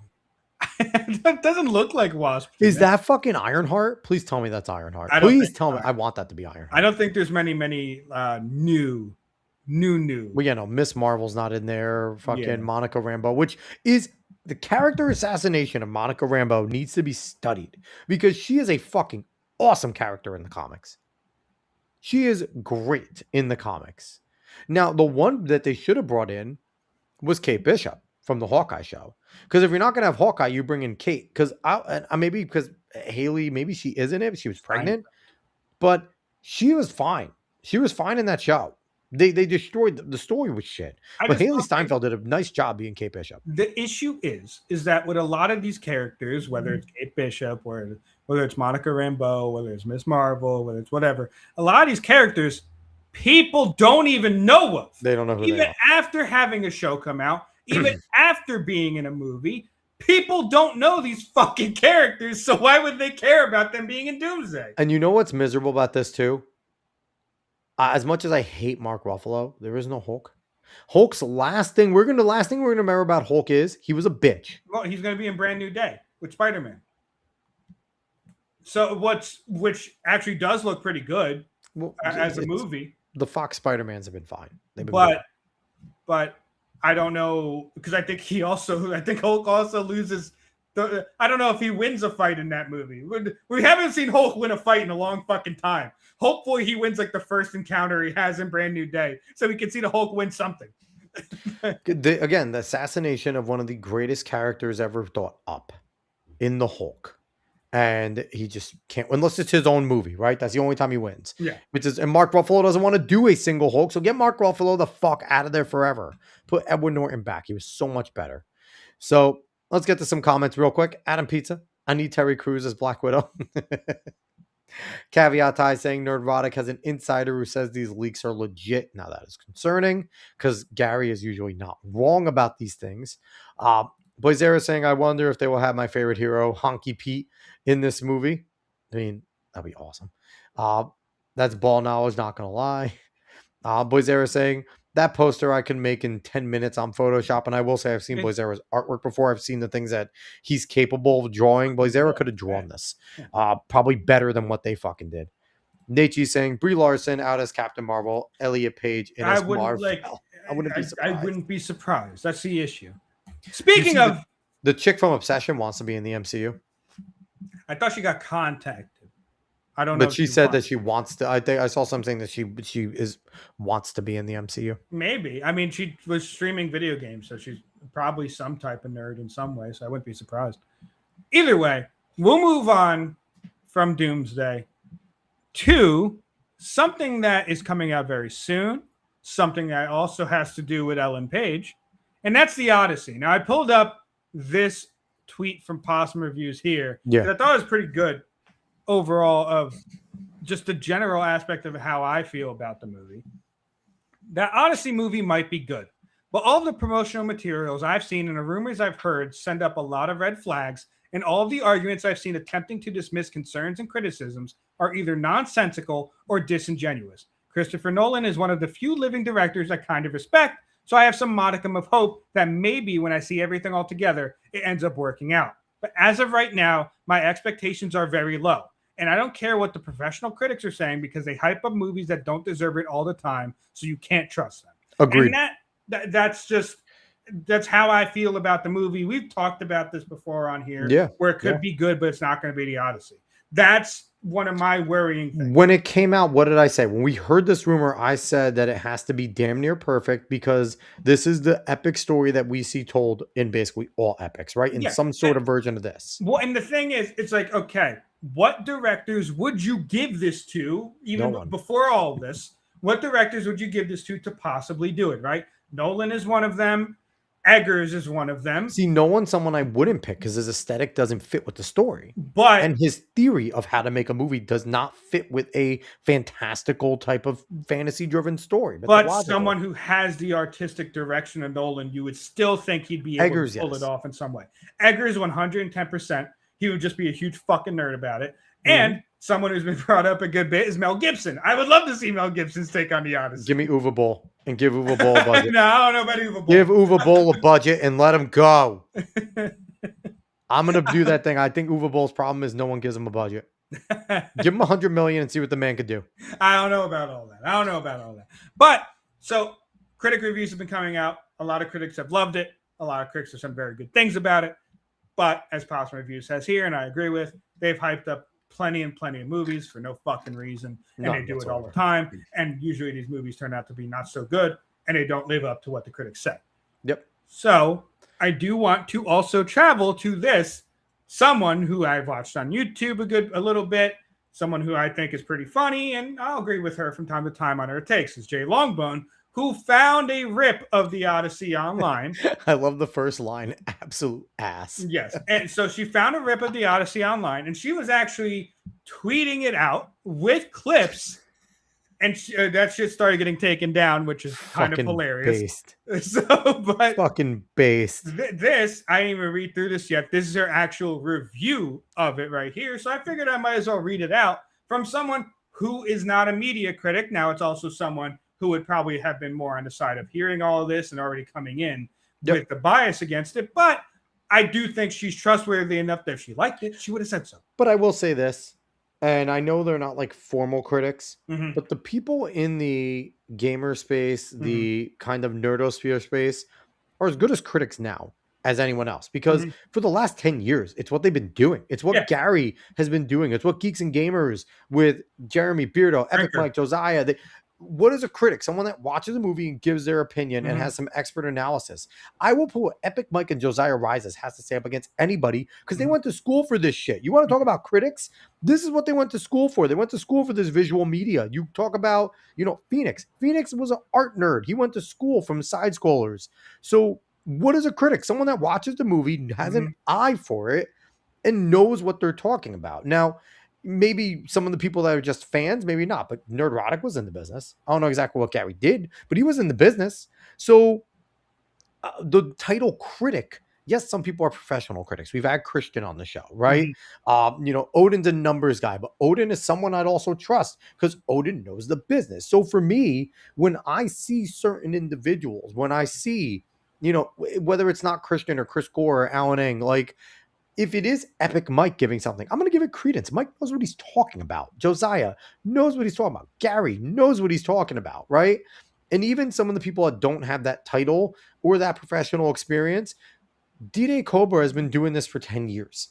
Watching movies, giving opinions. The guy knows what to look for. Beardo, Ryan Kennel, like all the people love to hate. Critical Drinker, right? Like, this is what they've been doing for the past 5, 6, 7, 8, 9, 10 years, depending on how long they've been on the internet. They're as good as any critic that you will see because they go to these movies and they analyze them. They're not just watching it to watch it. They're watching it with a critical eye to see certain things. And you can most likely come to them for being honest and knowing their biases. And they'll tell you their biases. So yeah, and they disagree a lot on shit. So I do want to read through this. Like I said, I haven't read it, but I'm interested in seeing what she says. She says, the Odyssey was absolute ass, boring. The characters are either wasted or miscast completely. Two in particular, we all know who they are. The dialogue is hilariously bad due to the modern tone, which I watched some of the clips she put up. I thought it sounded fucking bad through the clips. Well, I mean, we were criticizing when we saw the part with we found out what Tom Holland and Robert Pattinson have to say about my dad and things like that. And it's like, that's modern day parlance. Yeah. She goes, but my number one grip with the movie is Christopher Nolan. I think we all need to come to the conclusion that the man cannot do fantasy or bombastic filmmaking, which is what you just said. This type of genre requires a kind of heart and imagination that Nolan does not possess. Can he do sci-fi? Yeah. Can he do comic books? Yeah. Can he do drama? Yes. But they all have to be filtered through his lens of realism. Yep. To be fair, as boring as the movie was, I appreciated the monster set pieces, which I've heard from everyone, even if they didn't like the movie, they call the monsters cool and the practical effects cool. Which is crazy because that's coming from Nolan, who thinks all that type of shit is fake. Well, yeah, but he does like his practical effects. Yes, something and like that helps. Yes, and she goes, they were good, but not great. He used minimal CGI, impressive, but he forgot design and color. Yes. Everything was shapeless and gray. The monsters were a nice vacation from flat, lifeless fucking characters. Out of all of his movies that I've seen, this is his most boring, indulgent, and Nolan. Whatever negative stereotypes of Christopher Nolan you can think of, this movie hits. Positives. It's filmed well. Some of the music is pretty good, despite it sounding like it came from a better film. And spotting Elliot Page trying to be a man is hilarious. It's a positive or a negative, depending on outlook, LOL. Yeah, 3 out of 10, bleh. And you might think that I'm just pulling this up because I want to hate the movie. No, that's not true. I'm pulling this up because all you really have seen are positive reviews of the Odyssey. Yep. It's a good thing to see what a person with a negative review is going to fucking say about it, because you're going to find out more about the movie. You could watch it and end up loving it and completely disagreeing with Jay Longbone. That's fine. But we need to hear about what's actually in the movie and what's actually going on in the movie and whether or not you're going to end up liking it. I think a lot of people are going to move past the modern parlance. I'm not going to lie. That's because I think a lot of people are retarded. They don't read. Not really. They don't read. They're on TikTok. They're looking at reels all the time. They're fucking locked into AI. No one's going to really remember, outside of us nerds, what a movie like that is supposed to sound like. What those people are generally supposed to sound like when they speak, or even not what they're supposed to, but give me something that sounds old, right? We all had that image of what sounding oldish look like. I don't know if the modern generation has that fucking image. So I just think most people are retarded, and they're going to look past bruh and let's go and things like that. Well, You know what they're apparently going to they do? say They're going to get fuck hyped. off or something like that. They're going to sit there and they're going to look past it because Possibly. unlike It's very us who are it's very nerds, it's very look for the possibly true. shit. The common person that's just a Nolan fan isn't going to look for that type of thing. They're going to hear it and be like, "Oh, it sounds like me," because they're fucking retarded. So I think that's what we're going to get. So I don't know if as many people are going to be critical. Now, where you're going to get the critical, I think, is if it is boring and gray. And let's be honest, Christopher Nolan is a pretentious prick with his movies. Mm-hmm. I don't know much about Christopher himself, but in terms of the way he does his movies, take Tenet and things like that, he is very pretentious. He's very. I He's really very liked much, Oppenheimer. Oppenheimer is very pretentious. He's very much Steve Jobs in the sense of I'm going to do what I want. If you don't like it, you're a fucking idiot because I'm right. And that's the way Christopher Nolan feels about everything he does. And you hear it with the things he's saying right now, where he's just like, listen, this criticism pre people seeing it means nothing to me because I know I made a great movie. And when they see it, they're going to come around. Now, do I appreciate the confidence in the fact? And this is why he's great, right? Because he never gives a fuck. But at the same time, I think I am going to go with, is this going to be a flop in the sense that it's going to lose hundreds of millions of dollars? No. I don't think this is going to make $1 billion. Everything I'm seeing, I think it's going to break even with marketing. I think we're going to see a top out at 800 to 850 million. What makes this really interesting is, it's the Odyssey. It's supposed to be a huge story in Western culture. Yep. How true is that nowadays? I'm not entirely sure. Also, it's Christopher Nolan. He is one of the better known directors in Hollywood. The last great director of Hollywood right now. Oppenheimer did very, very well, but Oppenheimer was also boosted by the duo of Barbenheimer. It just fucking was. There's no way around it. How much? Don't know, but it definitely was boosted by that. And biopics are hot right now. That is the biopics, and video game movies are hot right now. Yes. Those are two also factors. So we don't know. We really do not know exactly what this is going to do, mainly because I have no idea if Western culture still fucking likes the Odyssey that much. If you go and ask the normal person on the street what they think of the fucking story of the Odyssey, the Iliad and the Odyssey, most people are not going to care. I don't think they read it anymore. So the question is whether they're going to care about this movie, whether they think whether guys are going to look at it and think that looks pretty cool. That might get me hyped, or that might be a good action. Whether or not they think it looks cool enough to go see. That's kind of what it is. That's kind of what this is rolling on. Yeah. Yeah. Also, this is Ellen Page running in the beginning of the movie. I mean, Ellen Page runs like she has a stick in her ass. Yeah. And instead it's her wannabe dick probably tucked into it. So Boyzera coming in saying, you have a good movie if you have a great theater and critic rating. Yeah. I mean, yes and no, because Rotten Tomatoes sucks. They have a great rating for Supergirl and apparently a 76% score for the audience. And it's going to be the worst movie DC's ever put out. So you don't always have that. So Boyzera, I'll say, you want to go and find out if it's a good movie, go on Criticalist. Yeah. Criticalist is a very honest spot. And I will say, people disagreeing. Gary did make this point on the Nooner about Rotten Tomatoes fan scores that you have to jump through a lot of hoops in order to even put your fan score on there, which makes it more difficult. And it makes it more of just people who generally like the movie are the people that are going to go review movies most of the time on Rotten Tomatoes, which is annoying, which is also why you should go to Criticalist.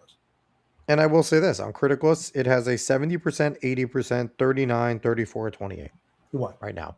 So it's a mix. What? Odyssey? For the Odyssey scores. Okay. It's a mix right now. Yeah. So that's what you're going to get. So Criticalist, you want some honest opinions, that's where you want to go. So was there saying working on the model? Caveat tie saying most professional critics suck though, outside of the ones we mentioned. Yes. Because I like, the people at Film Threat. I like Odin. I like, I like Toto, Toto in Hollywood. Go, subscribe to all of them. Go subscribe to Film Threat, Toto in Hollywood, all of it. They're all fantastic. Boyzera saying anyone in theory is a critic. Yes. Boyzera coming back. Something movies did a lot that God of War 3 did that I loved. The black and yellow mosaic intros and flashbacks were really cool. Yeah. Yeah, but they don't know how to do them anymore. That's the problem. Was there saying, I feel like there's a good amount of people who saw Oppenheimer and Barbie together, just watch Oppenheimer because of that. And just watch Barbie because of that. I would like that moment of time would not have been surprising if if women didn't go on like a full like women trip to Barbie. If it was a couples thing and a couple is like, okay, we'll go watch Barbie for you and then we'll go watch Oppenheimer for you. I would not be surprised if that happened a decent amount of fucking times during Barbenheimer. 100%. And Nate G saying, wait until they see Helen. They'll make all the money. Here's the thing, too. And Lupita Nyong'o has been a retard lately with the things that she said. But at the same time, is Lupita Nyong'o Helena Troy? No. Is Lupita Nyong'o a bad-looking woman? Absolutely not either. Like, she's not meant for this role, but to pretend like Lupita Nyong'o is ugly, you're out of your fucking mind. She's not an ugly woman right? In any stretch or any objectivity. In some of these shots, she's not looking great. But that might be just the way it was. Well, either way, but it's just some of these shots, they're not helping her. And the thing is, too, it's like you're going to compare whoever was there to Diane Kruger from Troy. Mm-hmm. That's always going to be the comparison. And Diane Kruger is fucking stunning. So it's also hard to, and she's the image that everybody thinks when they think Helena Troy is what Diane Kruger was in Troy. So, I mean, you have that. I don't know. I think this movie is going to break even. I don't think it's going to be a flop. By no one's standards, I think it'll be a flop.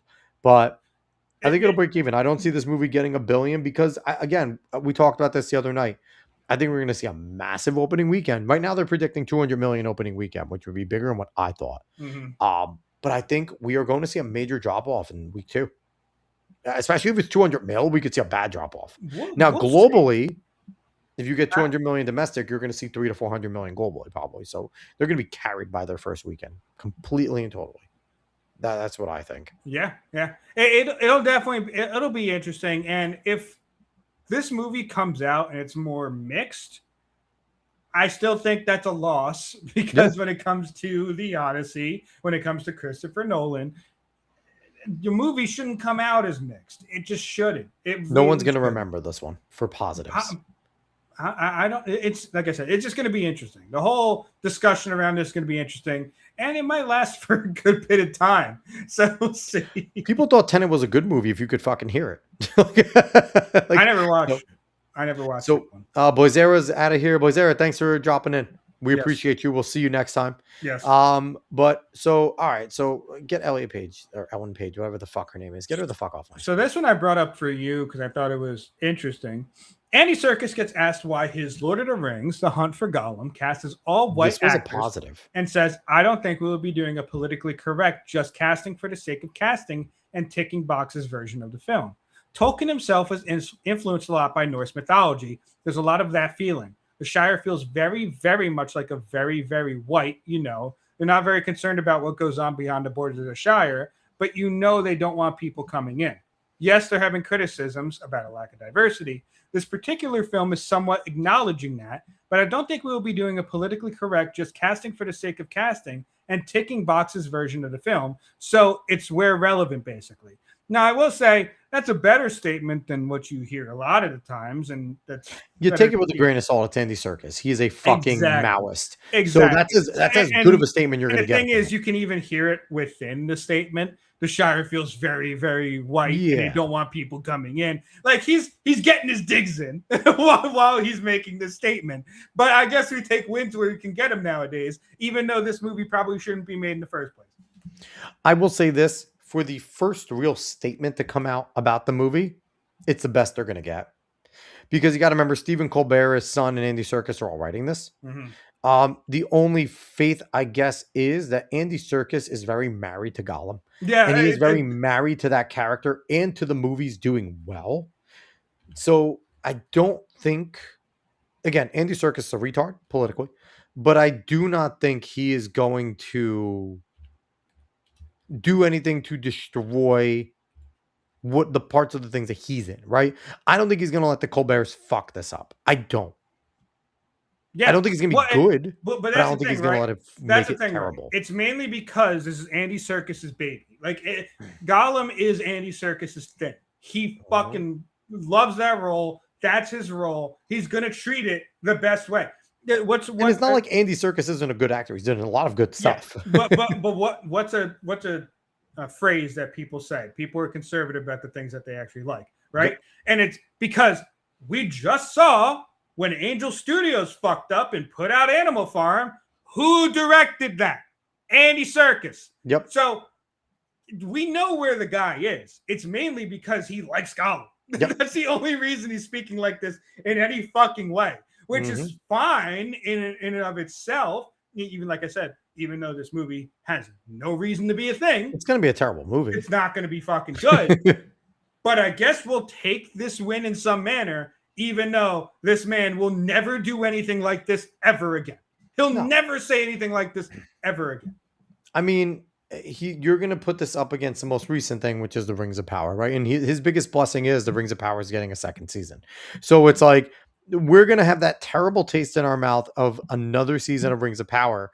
And then it looks like we're going to get something that at least resembles the original trilogy and The Hobbit. And again, I wasn't a fan of The Hobbit, but it at least will look like you're going back to Middle-earth, right? It'll look like you're going back to that setting. You'll have familiar characters with Gollum. But again, in a story that we don't need because we know what that story is. It was in The Lord of the Rings.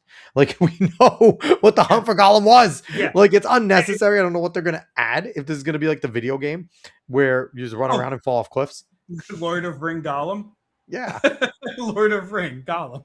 Lord of Ring. So we'll move on from that to the World Cup. So real quick, Nate, you saying, I had that same issue with Breaking Bad. It was the greatest show ever whispered. Never got into Breaking Bad. You know what's fucked up? Couldn't get past the first season. I never finished the last season. Okay, so you should get past the first season. It was slow as shit. The show's fucking great, Alex. I heard that. This show's so fucking But here's the thing, though. The show's so fucking Here's the thing. And I would even say the first season's good. But here's the thing. I don't want to have to work.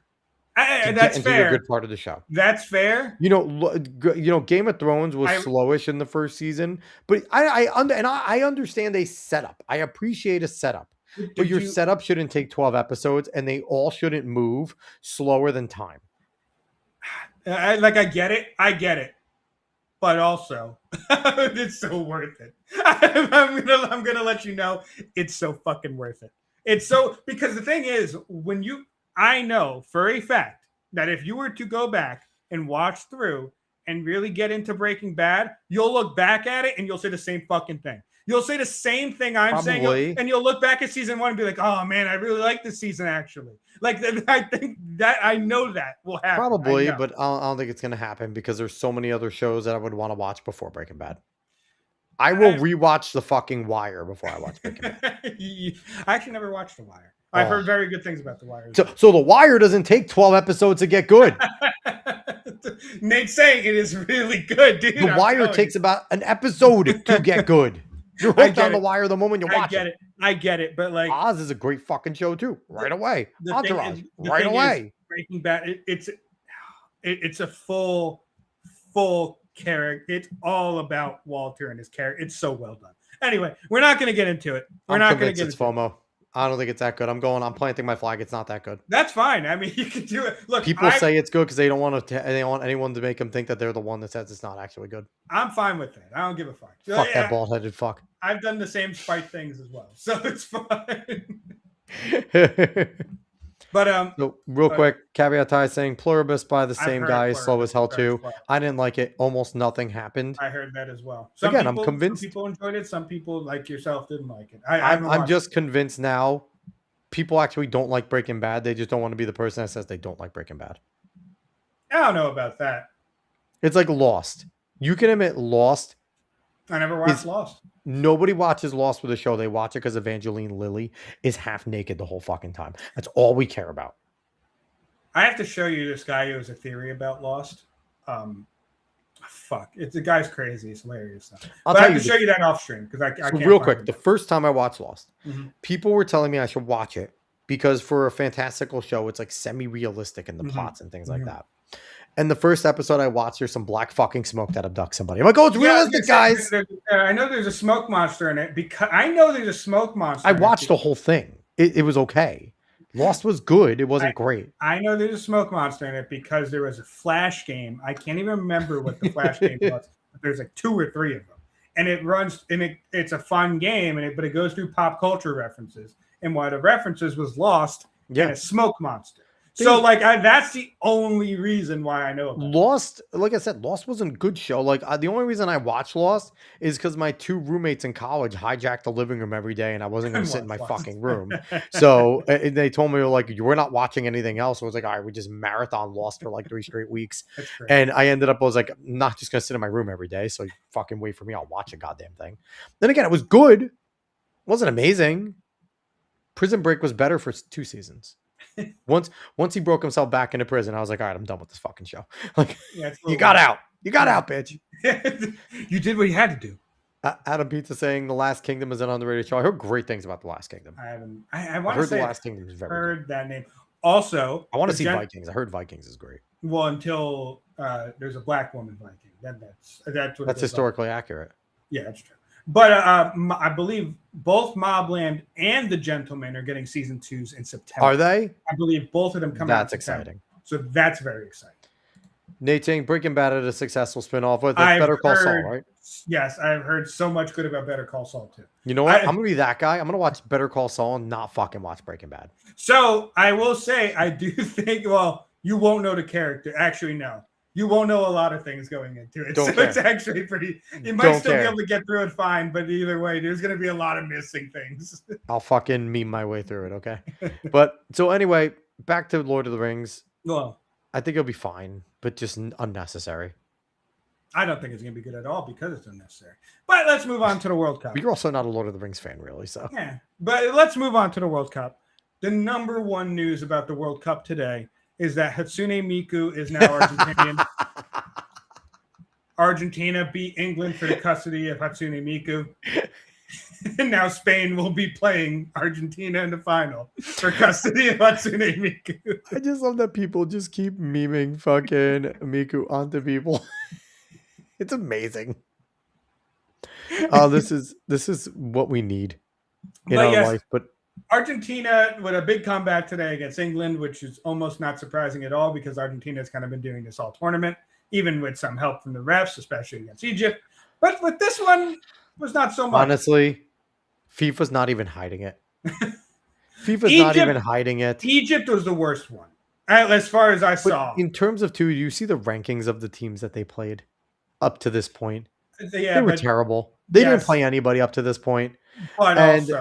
But also, you kind of just have to play who's in front of you. You play who's in front of you, but they gave them the draw. Okay, they knew what they were getting them into. But bottom line is, Argentina's going to win. FIFA wants Messi to get this last one. He's going to score the game-winning goal. It's going to be exciting. And do you want to know something? We will one day, someone that's behind all this shit for rigging sports will write a book about how much money they paid out to all of these players, hush money, and that they all have Swedish accounts somewhere. Because here's the thing, the Yankees team that threw, because they threw it, they didn't lose 3 games in a row to the Red Sox. They threw that fucking series. We are going to find out that everyone in their family is actually trillionaires. We're going to find out. They're all actually trillionaires. I mean, it's possible, but it's shaping up to be a fun final. It's shaping up. Messi's gonna win. Messi's gonna. And here's the thing: I have no dislike of Lionel Messi. Mm-hmm. I have a dislike of handing people things. Okay, Lionel Messi has been handed. What has he scored? 8 goals. He's earned 2. His second assist in this game was pretty gross. His assist was fine. The assists are legit, but he really has 2 goals. He doesn't have the record. 6 of them should have been saved. My fucking daughter could have saved 6 of them. Okay. And 2 of them were against fucking Zidane's boy. He's terrible. He shouldn't be keeping for any fucking team. Don't hate the player, hate the game, man. Don't hate the player, hate the game. Also, I pulled up this drawing of Hatsune Miku being passed from team to team. That sounds dirty. First, she was Japanese, then Brazil took ownership, then Norway, then England, and now Argentina. The English one is my favorite. Fucking monocle.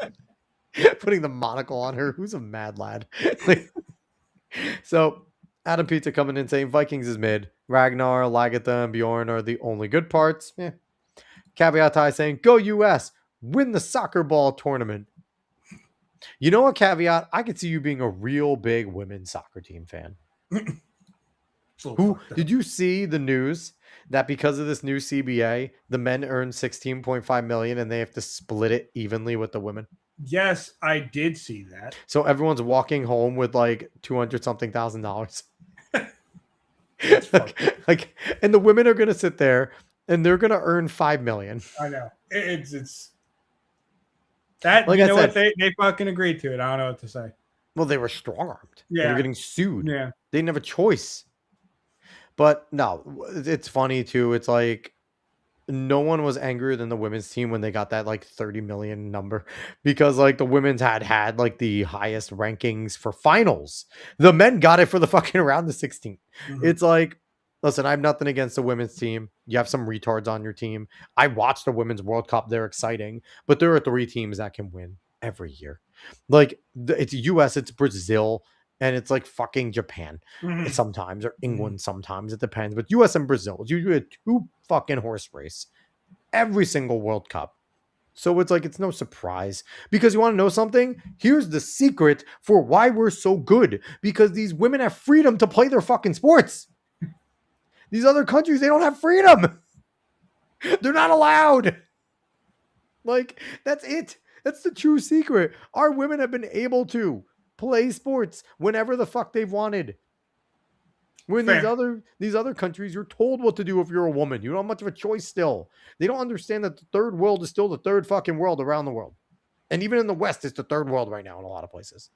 So, I mean, I can go on and on, but listen, the women are probably going to win or they're going to be disappointing again. If they don't win, it's disappointing. That's just how far ahead we are, everyone. So, Nate's saying France would have won if it was fixed Mbappe versus Messi. No, Mbappe kicked the goalie and should have got a red fucking card. Like, Mbappe should have been out of the fucking... It was late and he was pissed. But, I mean, no, they like Spain too a lot. I think that one was kind of both. Caveat Ty saying soccer is gay. That's somebody that's never played and probably shouldn't have played and had no talent to play. The only people that say soccer is gay are people that are terrible at soccer. Soccer is a bit gay. Look at the way Jude and Holland feel each other up. It's a bit gay. It's definitely a bit gay. But our quarterback's hands smell like their center's asshole. Yeah. No one ever said football's not a bit gay. No, football's 100. All of the sports are gay, man. Sports are gay. There's nothing gayer than sports. There's no... Men don't touch each other's ass more than in sports. Nate also said soccer in the USA is the 1 or 2 sport they play too, not like the men. That's true. That's true. They do. That's one of their major sports. So, I mean, it is what it is. I will still listen. I'm still going to root for the women's national team next year in the World Cup. Still want them to win, but it's just the reality that even if they make 16 million like the men, they did it for a final, not for a fucking round of 16. I want to see what their total number they need. I wonder if we could see how much they accumulate by the time they get to the round of 16, if it's anywhere equal. I have no idea. But another through line with this World Cup that I want to go over. Oh, we're almost at 2 hours. Holy shit, we're gonna have a long one tonight. Nice. Well, we did miss a week. But during this World Cup, a VTuber was picking teams to support, and almost every team she supported lost, which is fucking hilarious. She's the fucking best. This is the VTuber Essie, which is a sleepy sheep VTuber, and she supported Brazil, Mexico, and these are all right before the games they lost. Brazil, Mexico, Portugal, the U.S., Colombia. She did support Egypt as well. Then she supported Norway, France, and today, tell me she fucking England, please. So you're saying we should just go back and bet every fucking time? Well, this has been hilarious to follow. It's been incredible, but unfortunately, the internet always takes things too far, and they've been going at her a bit too much. Where she's like, you know what, fuck it. I'll do the watch long, but I'm not going to like go ahead and try to. That sucks. That ruins something fun. I know. This is the thing that sucks about it, because it was a really funny through line throughout this whole World Cup. It's a great meme. Yes, and like she just never fucking picked the winning side, which is incredible. Unlucky. Yeah. So unlucky. Now we can't have her pick Argentina. That's the thing. I kind of want her to do a secret pick that she doesn't tell anyone until after the game, but I get it if people are being way too fucking crazy online, because sports fans will do that. So it's no, I want her to take a time-stamped video of like who she supported, before. and then like like stoppage time at the end of the game, play that timestamped video so we could see if it's who it was. Oh my god! So I just I wanted feel to hit bad. that. Like she was just having fun. I know, and it was a really fun little side plot to the World People Cup as suck. well. Yes, right. I want to go over that because I just thought it was funny. But the World Cup has generally been pretty fun this year. Now I'm concerned they're going to be playing in a fucking pound of smog because Canadian arson. That's the in thing the that's fucking really cup interesting because Canada it's in New sucks. York. We I gotta wonder if blame they're going to Canada. move it. Maybe I would. They should move it to if Dallas. I can. If I could, I would move. I mean, all these stadiums are ready. Yeah. I mean, did you see they fucking dug up Gillette Stadium to put the fucking artificial turf back on? No, I didn't The see NFL that. stadiums are digging up perfectly good grass, and it's so That's tedious. really fucking annoying. Honestly, the players, again, the union should tell the players not to play. Well, that's the thing. Like the players' union does all this shit, but they can't fucking try to force the goddamn league into going to grass. They should strike. If I would support a player strike for this, like they should strike. They shouldn't play. We've seen so many fucking injuries, most likely because of this turf. Yeah, it's a mix. Well, yes, but the turf doesn't help. It doesn't help. I will argue that before they started making all these gay non-contact rules, we didn't see this half as much. With the linemen? With anybody. We didn't see this half as much. We didn't see these injuries half as much before they started doing you're not allowed to hit until a certain time and you can't do X, Y, and Z. We didn't see this as often. I think that falls flat with the linemen. Linemen are getting injured way too much. But linemen always did because their knees, and they always had the giant knee braces on. They always got hurt with what they did. Very, very different when you're stepping on grass and stepping on turf with the specific movements that linemen do. I agree. So that's the thing. Yeah. So that's the thing though, because like that argument's fine with skill positions, but not the linemen. The linemen, they're still fucking doing basically the same exact thing that they've been doing. Yeah. So like I don't know. Even with that though, it's still the same where the linemen aren't going full. The linemen don't go full speed, full contact, just like everyone else. They're not planting as hard as they would until it gets to game. They don't go full speed until game. So yeah, it makes sense that when they're planting hard and backstepping, their knees are going to explode. Well, but because they didn't do it. It's not just at the beginning of the season. Like this, the linemen do like this happens to linemen out that the fucking year. That's what I'm saying. I know. It's not just at the beginning of the season. I get it, and I think there's some merit to both, but I still place it on more of the players asked for this. In their last CBA, they asked to get non-contact injuries by what they did because they're idiots. We don't want to go hard. We don't want to hit in the fucking off season. We don't want to play hard in preseason. Okay, then you get hurt from season 1 through 4 with non-contact injuries. Like that's exactly what's going to happen. We both played football. There's a 2-week ramp up period when you get your pads on, right? Mm-hmm. You just hit like a motherfucker because you need to get used to it. You need to get used to full speed. And then the week before the game, you kind of ease off. They don't do that anymore.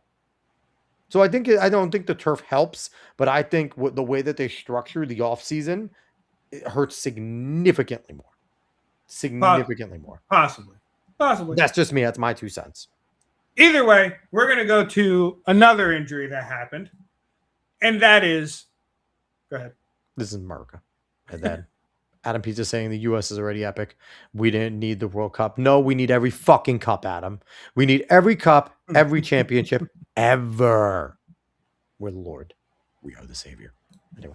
So, at UFC 329, Conor McGregor was making his big return after 5 years not stepping into the octagon, not stepping into combat sports, actually.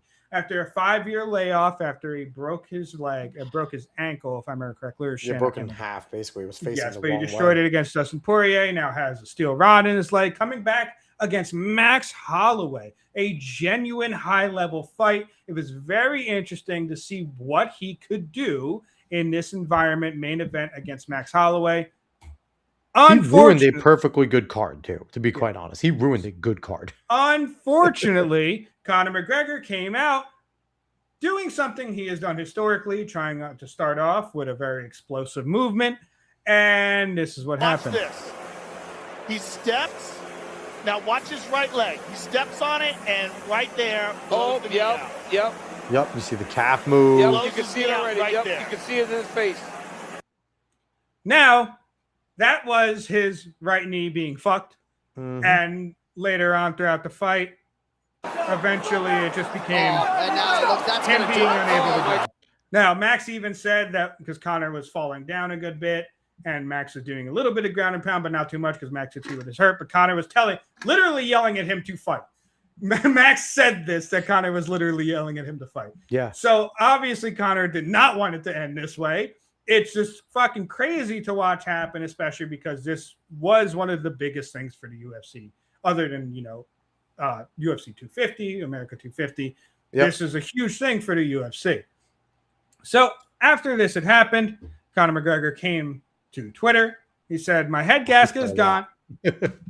My head gasket is gone, destroyed. I had no injuries going into the fight. I was throwing kicks, planted and jumping all throughout camp, as well as backstage before the fight. This came out of nowhere. I am beyond dark here. I can only describe it as hell. He also said, I was so sharp and so ready for this fight. I cannot believe what has happened. The talk of me being off while walking into the fight is nonsense. I was calm, ready, and confident. I am in shock what has taken place. The devil is literally staring at me right in front of my face here. I am not engaging. I will be at church tomorrow. I will overcome this. I will not be deterred. I will return. And then finally, today, he says on Twitter, a few notes. One, I will have the results of the scan of my leg tomorrow. And two, the fight should be a no contest and all bets are turned. This is just fucking crazy to watch happen, especially because I was pretty hyped to see what was going to happen in a main event. Whether or not he was just going to get starched by Max, it didn't matter. I just wanted to see the fight happen. Yep. But everyone was fucking really let down if they wanted to see an actual fight happen. So one thing, kudos to Max Holloway, because if you watch the full minute and 19, because that's as long as it went, the moment Conor hurts himself and Max really sees that he's hurt, even when Conor goes to stand up again, Max like puts his arms out, like, what are we doing? Yeah. And they're counting the fight. So even though when he goes at him, when Conor comes up lame, Max doesn't take the advantage. Max stops for a second. And then once Conor goes to the ground and goes in guard, like you said, Max has a little ground and pound. But then he noticed Conor can't kick. Conor can't defend. So Max kind of stands back up, and we've seen him do this before with other fights. He looks at the ref and goes, what are we doing? And that's when I think Conor was yelling, no, fight, fight. Yeah. Don't end it now. Fight. So, Conor didn't want it to go out this way. And Max wanted a real fight, and he didn't want to win the way he did. But it's devastating. It's devastating for everyone involved. Like I said, it was a pretty good card. I don't know if you saw Paddy Pimblett's reaction when he watched it live and backstage. He was getting interviewed. And he watched it and he goes, oh, he's done. Well, yes, yeah. And he's like, well, I'm here. Yeah. I'm next. Which Paddy looked very good. I mean, a great win. Benoit Saint Denis did what he always does, and he fucking shot way too happy-go-lucky. You could do it against some people. Against Paddy, Paddy's too technical of a submission artist. Paddy even said it before the fight. I don't know if it was a press conference or somewhere else, but he said he likes to shoot. If he shoots, I'm going to choke him out. It's going to be a quick fight. He pretty much said it, and he did it. And he did exactly what he said. It was gorgeous. It was a gorgeous submission. Yeah. He did it real fucking quick. Paddy Pimblett had no injuries on him. He could have came out and fought Max Holloway, to be quite honest with you. So he really could have. His name is huge right now to the UFC. He's matured a lot. Yeah. Paddy Pimblett has matured a ton as a fighter. He was raw when he was on his rise. He took an L. I think the loss of Justin Gaethje really did help. It was really good. Helped. I think it taught him a lot. Yes. Because before that, he was fighting guys he could beat and really beat. And he beat some guys that maybe should have beaten him. He was still the favorite against Gaethje. Yeah. Because of his ability on the ground, because of his submissions, he was still the favorite against Gaethje. And then Gaethje beat him up, just like he did to Tabor. He's never gone up against a Tard. That's like, Gaethje just doesn't get it. It's crazy. If Gaethje wasn't as much of a brawler as he is, he might have been an even better fighter than he is, and he is known as now. Yeah, it's crazy. But he just loves actually fighting. He loves brawling, so he's fine with getting knocked the fuck out. And he forces you to fight him. Like, he doesn't allow you to do anything else. Like, his grapple defense is just good enough to get out of everything. He's a wrestler. He's a good wrestler. He He's just a doesn't good like wrestler. So He he's just good enough. doesn't Like, like wrestling. you really can't get him on the ground unless he truly fucks up. He'll Yeah. get up. And when you get up, put your hands up because he's gonna fucking punch you in the face. Like, Gaethje just wants to go in there and make everything a scrap. And the thing is, that's why his fight with Dustin was so much fun. Mm-hmm. Dustin is so similar where it's like, all right, let's scrap. Yep. Like, Dustin will take you down if you want to go down. He's great on the ground. But at the same time, you want to throw? Let's throw. And him and Gaethje did, and Dustin got the better of him. But, I mean, no, this was the true winner of the night was Sophie Cunningham. Because she was able to do the ring girl thing, which she had to be ready because her little ass cheeks were hanging out of that fucking thing. Like, I saw him, like, she knew what she was doing there. And then it was cool to watch her go into the ring, and she's obviously a fan because while Max was doing her signature point, she was doing Holloway's signature, fucking right here, right now, like square up point, which again, that's the thing I think we were wishing we would see, that this fight would have went the full 5 and that Max and Connor would have just pointed and fucking went. You know what I mean? But I don't know. Dave, does Connor come back?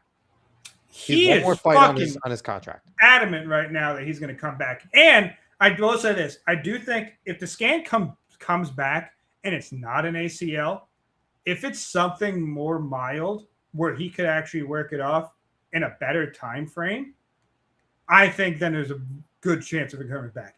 I think if it comes back in ACL, I think Father Time is just something. And it's the same leg he broke his ankle on. No, it's the other one. It's the other one. The left was what he broke his ankle on. Was it? It was the left, and this is the right? Okay. This is right knee. Yeah.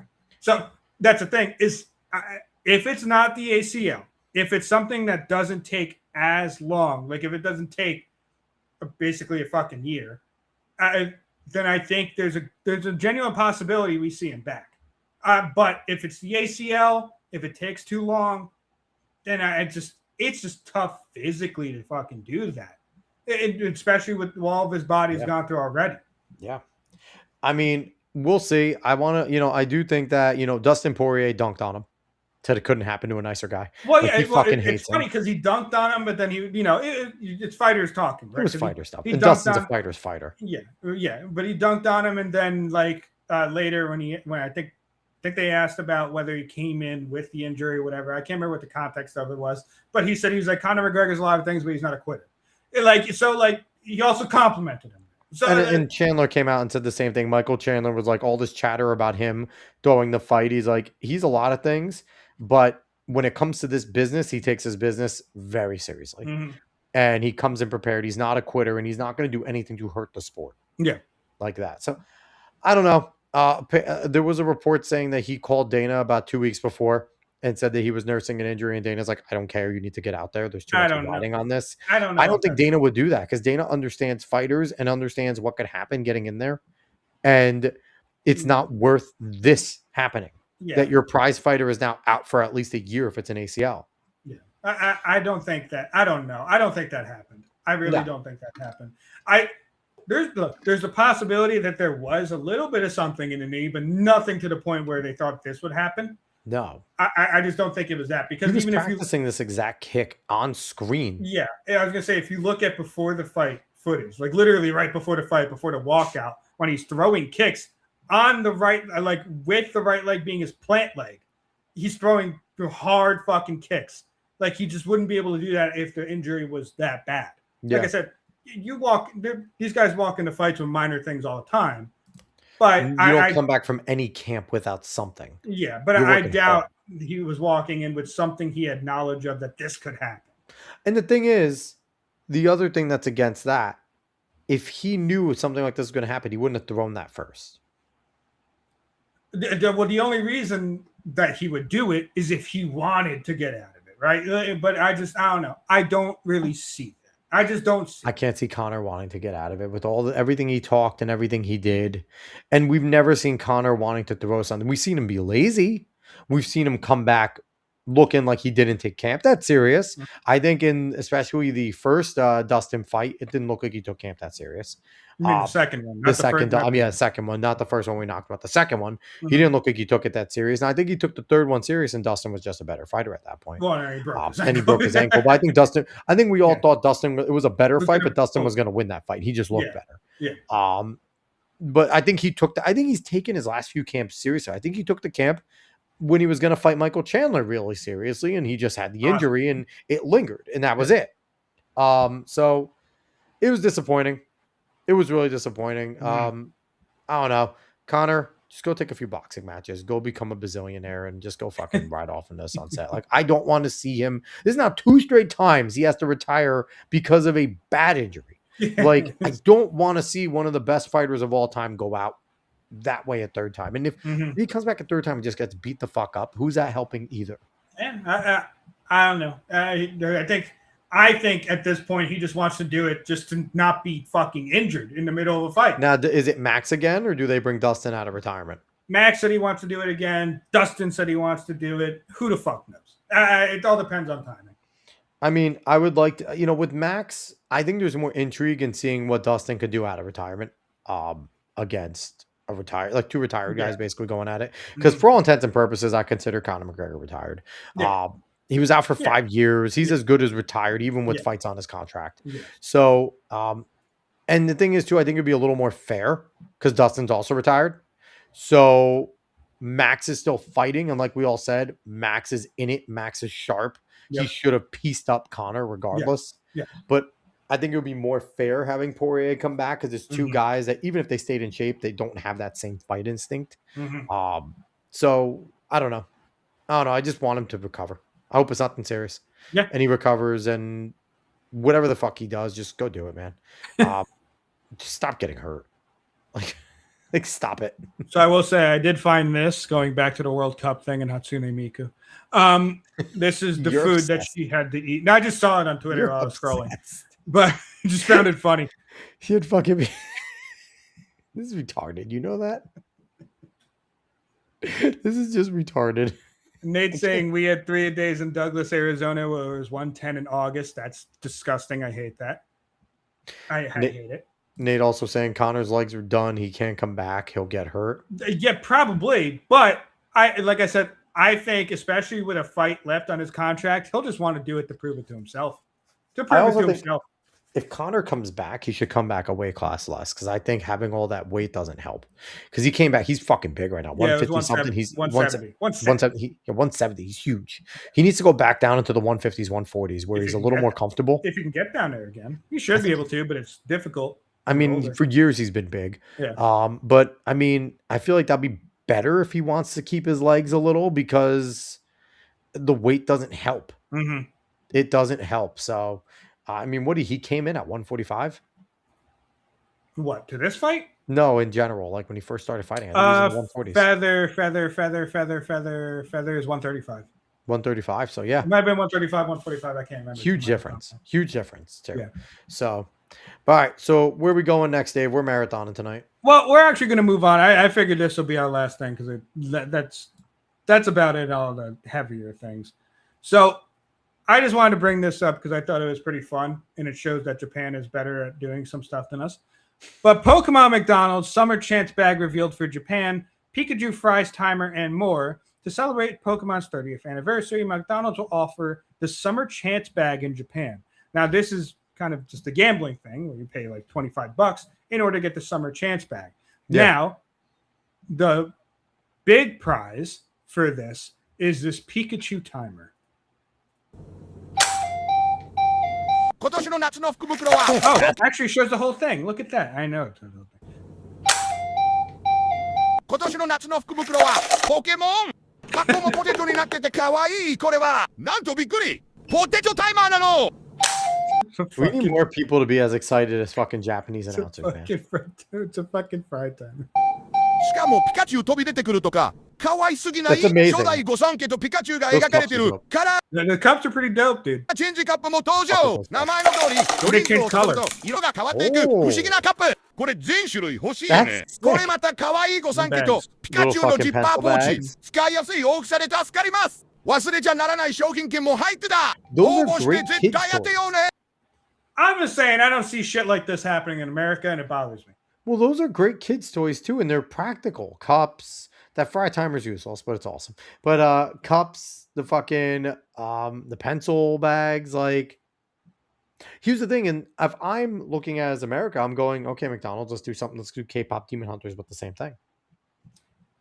That would go crazy. People go nuts for that. The thing is, I just don't see anything fun like this from American companies that much.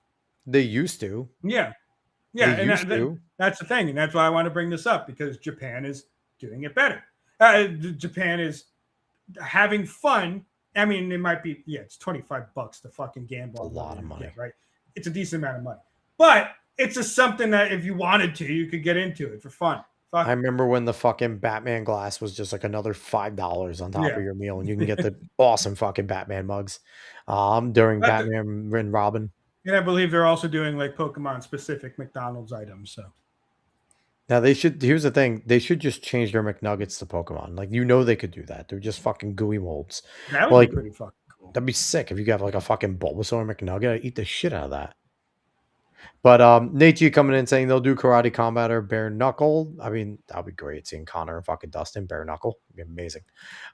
Nate G also saying 145, 155 for the double champ. Yes, yes. So, but yeah, no, this is cool. I mean, the toys are just shit now. They don't have good toys at all. I mean, the Dragon Ball toys where they were just like silver, like statues, and the friggin' Super Saiyan was the only gold one with the Pokemon toys where it's a fucking Pokeball and then you get the gold disc. Yes. That was the golden thing. Awesome. That was to commemorate the first movie. Awesome. Cool shit. I mean, yeah, it's not as good. And Monopoly's balls now too. Monopoly's terrible. I forgot they still do Monopoly. It's all digital now. They don't even give you the fucking maps. You can't even like. I think terrible. I remember there being a documentary about people rigging that Monopoly McDonald's game and winning a lot of money off of them. I think there was a documentary about it. Everything. I cannot remember. Why'd I steal your logo? I don't know. I gotta fix that. I'm gonna fix that at the end of our show here. So you don't want to cover any more sports stuff? You're done here? What do you want to do? We could do. What do you want to do? I don't care. LeBron? Listen, I'm here all night. I'll be here all week. I don't know. Do you want to do? Let's talk about the new fucking camera and the standards, because that to me, I forgot about that shit. Do you have something for me to pull up with that, Dave? No, I don't. So let's go to the NBA then. That's what we'll do. We'll do the NBA if you still have that. I did not have that. Dave. Dave was so ready to end the show. He did not expect me to want to go further. Usually I'm the one that's tired. And I'm like, I gotta go. Hold up. We'll do the camera standards since I found it. Okay, good. New broadcasting guidelines for women's athletics have been released to crack down on camera angles and slow motion replays that sexualize athletes. The guidelines highlight shots broadcasters are urged to avoid. And I believe this is what, a European Commission? European Commission. But it means they're going to put it in for Diamond League and a lot of shit. Yes. So, Alex, what do you think of this? Retarded. Number one, it's retarded because the angles aren't very different. Mm-hmm. In terms of the shots that you're getting from male to female. Mm-hmm. The start position is down with the asses coming up, whether it's a male or a female. When you're on the track, you have the similar angles for when athletes are going up. But here's the thing. You see what that cartoon chick is wearing, right? They choose to wear that. Well, that's the nobody forces the females to wear a sports bra and fucking bikini bottom. Okay, they choose to wear that because it's more aerodynamic. It gives them less friction and it makes it easier for them to compete because they're not worried about anything swinging. They can wear the speed suits men wear. There is I don't agree with her being involved, but Nikki Hiltz is a they them, and she still competes against the women. She's in a full bodysuit every time. Mm-hmm. Full bodysuit, not wearing the same. It's a speed suit, so it's not like she's losing any aerodynamics, but it is a half tights and a short cut off tee bodysuit that she wears.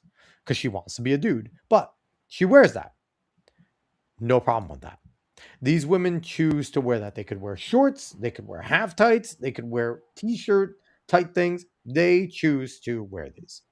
So it is not the cameraman's fault that some of the angles that they take happen to show off that their ass is eating their fucking underwear. Like it's ridiculous. That's number one. Number two, track and field is some of the hottest athletes in the world. And we are one of the least watched sports on the fucking planet. And you want to take away one of the only things that bothers me, that we're that retarded. Number three, there is a pole vaulter named Armando Duplantis who is more sexualized than any of the fucking women around because he's a good-looking guy. Mm-hmm. He gets all the comments. No one cares about that. And also, Dave, I want to say Side Scrollers did something on this, Craig and them. And Craig looked up the people on this European Commission. No one's ever fucked these women. They are gross. And these are the people that always make these decisions. Yeah. Ugly people making decisions for good-looking people should be null and void. Like if you have to show a picture of yourself in your 20s. If you weren't good looking then, look, I can understand. You got old, you kind of look like a crone. Okay, it's not your fault. If you weren't good looking in your 20s and 30s, you should have negative say. What you say should go negative. They should double back to what they wanted to do. This is just dumb shit. It's not going to help anybody. Where track is actually popular, it's going to hurt big time. Now that I pulled this up, my Twitter is some of Odyssey stuff, but now it's also people quote tweeting this and just putting ass all over the screen. So that's all I see on Twitter just now. Track ass. Yes, that's all it is. It's like it's people saying this is what they're trying to take from you. Well, here's the thing too. For some of the attractive women, they know they're hot and they do little moves and little dances and little things. Like they understand their sex appeal. Look, the thing is, it's not just that. You work day in and day out for this form, for this body, for this athletic ability. You train day in and day out, both men and women. Why the fuck wouldn't you want to show it off? Both in your talent and what you're actually doing and just looking good on screen.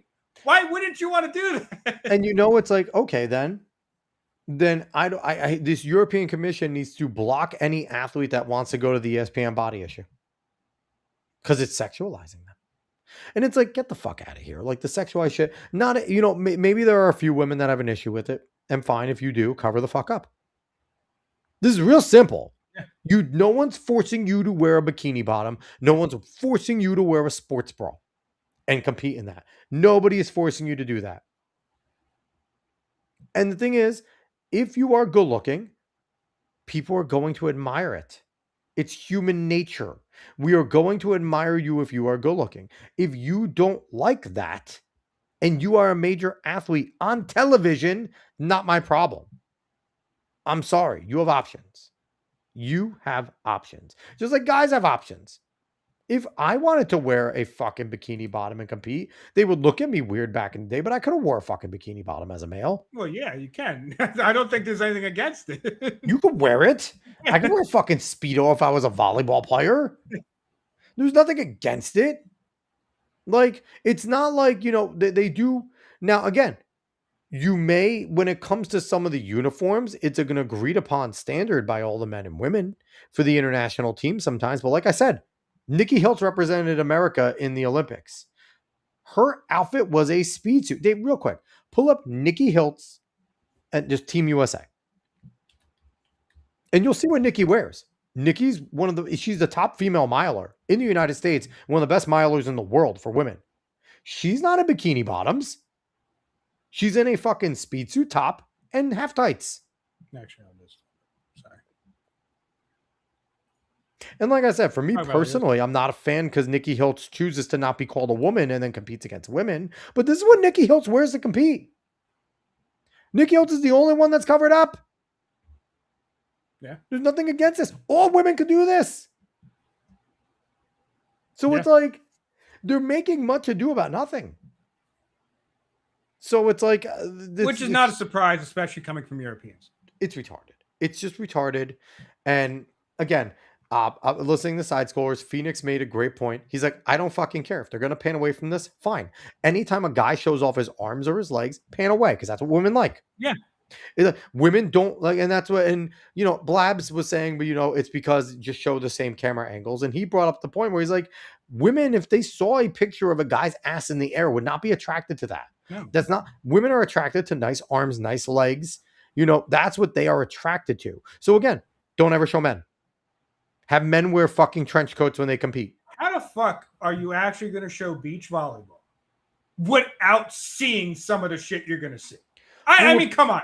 Come on now. They're allowing the women to cover up in beach volleyball. They can wear half tights and stuff now, which is fine. That's okay. It should be their choice anyway. Fine. I'm not against that. People are like, it's annoying. No, it's fine. They want to wear half tights. Who cares? Yeah, that's up to them.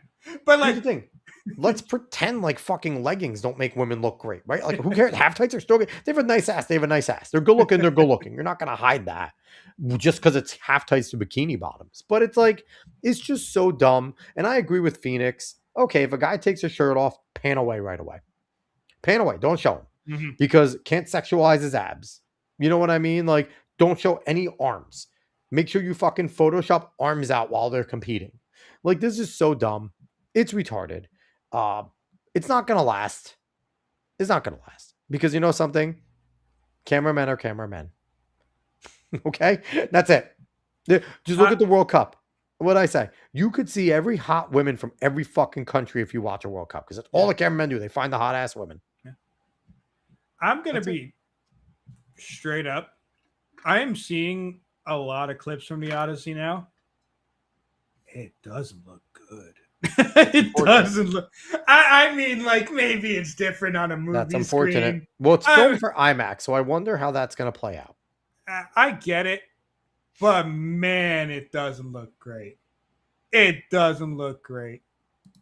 Nate's saying, "Look good, feel good, play good." Absolutely, Dave. I want to. So we won't talk about the NBA and stuff, even though LeBron is holding up at 41 years old, holding up free agency to make $7 million. Even though he's probably just going to go to fucking Cleveland. I mean, Cleveland could pay him $6.9 million. Miami could pay him $7 million. Everyone else could pay him $3.9 million as a fucking veteran minimum. Like, and he's holding up free agency, which I find hilarious. Yeah, but what makes the most sense? He goes back to Cleveland. I mean, I would be surprised if he doesn't go back to Cleveland. And the decision should happen tomorrow, because he's doing his podcast over at the Javits Center, which was reported first by Brandon Scoopy Robinson, friend of the show.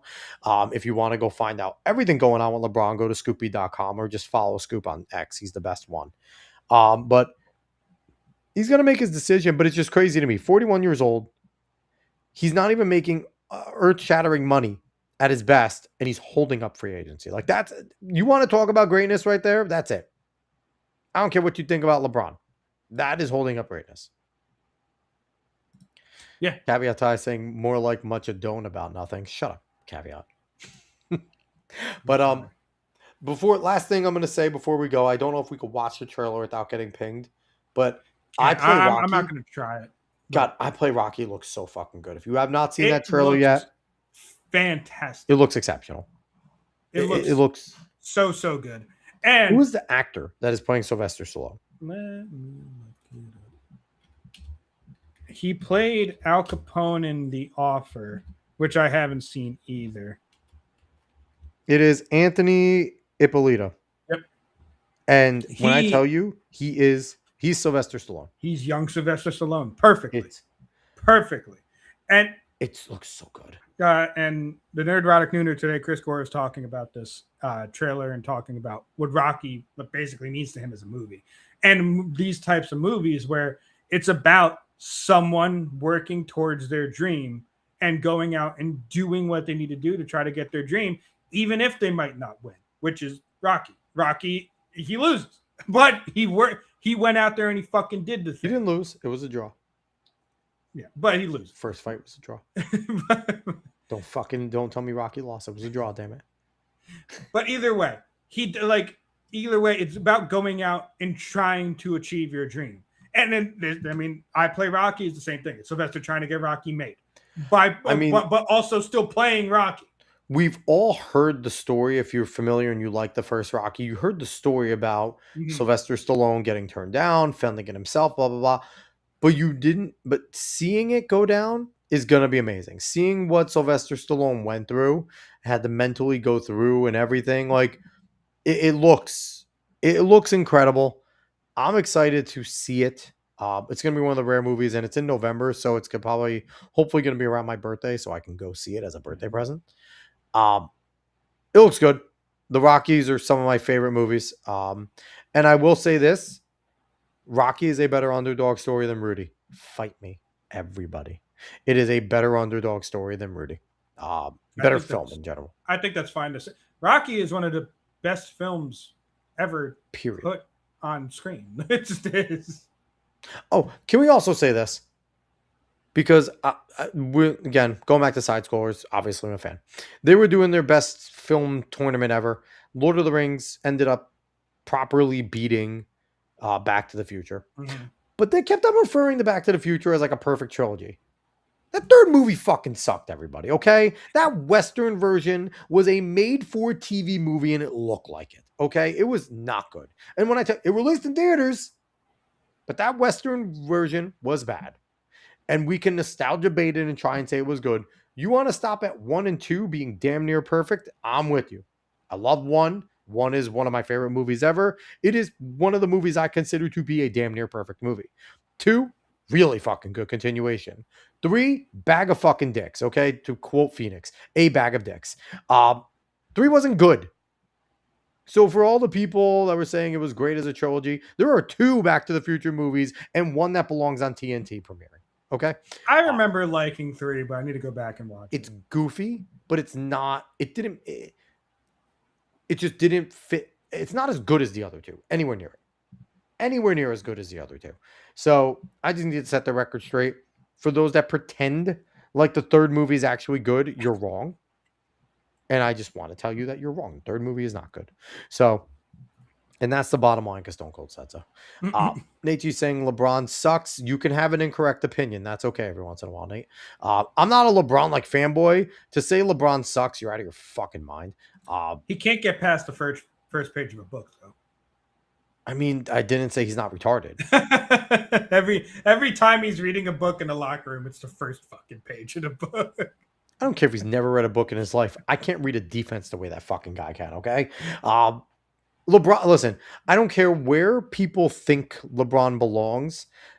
If you put Michael ahead of him, that's fine. You put anyone else ahead of him, you're fucking crazy. Like there is no, like to me, there is no one. He's 1 and 1, 1A, 1B with him and Michael, because everyone's like, oh, it's only because he's been around for 20 something years. The guy still averages 18 a game at 41.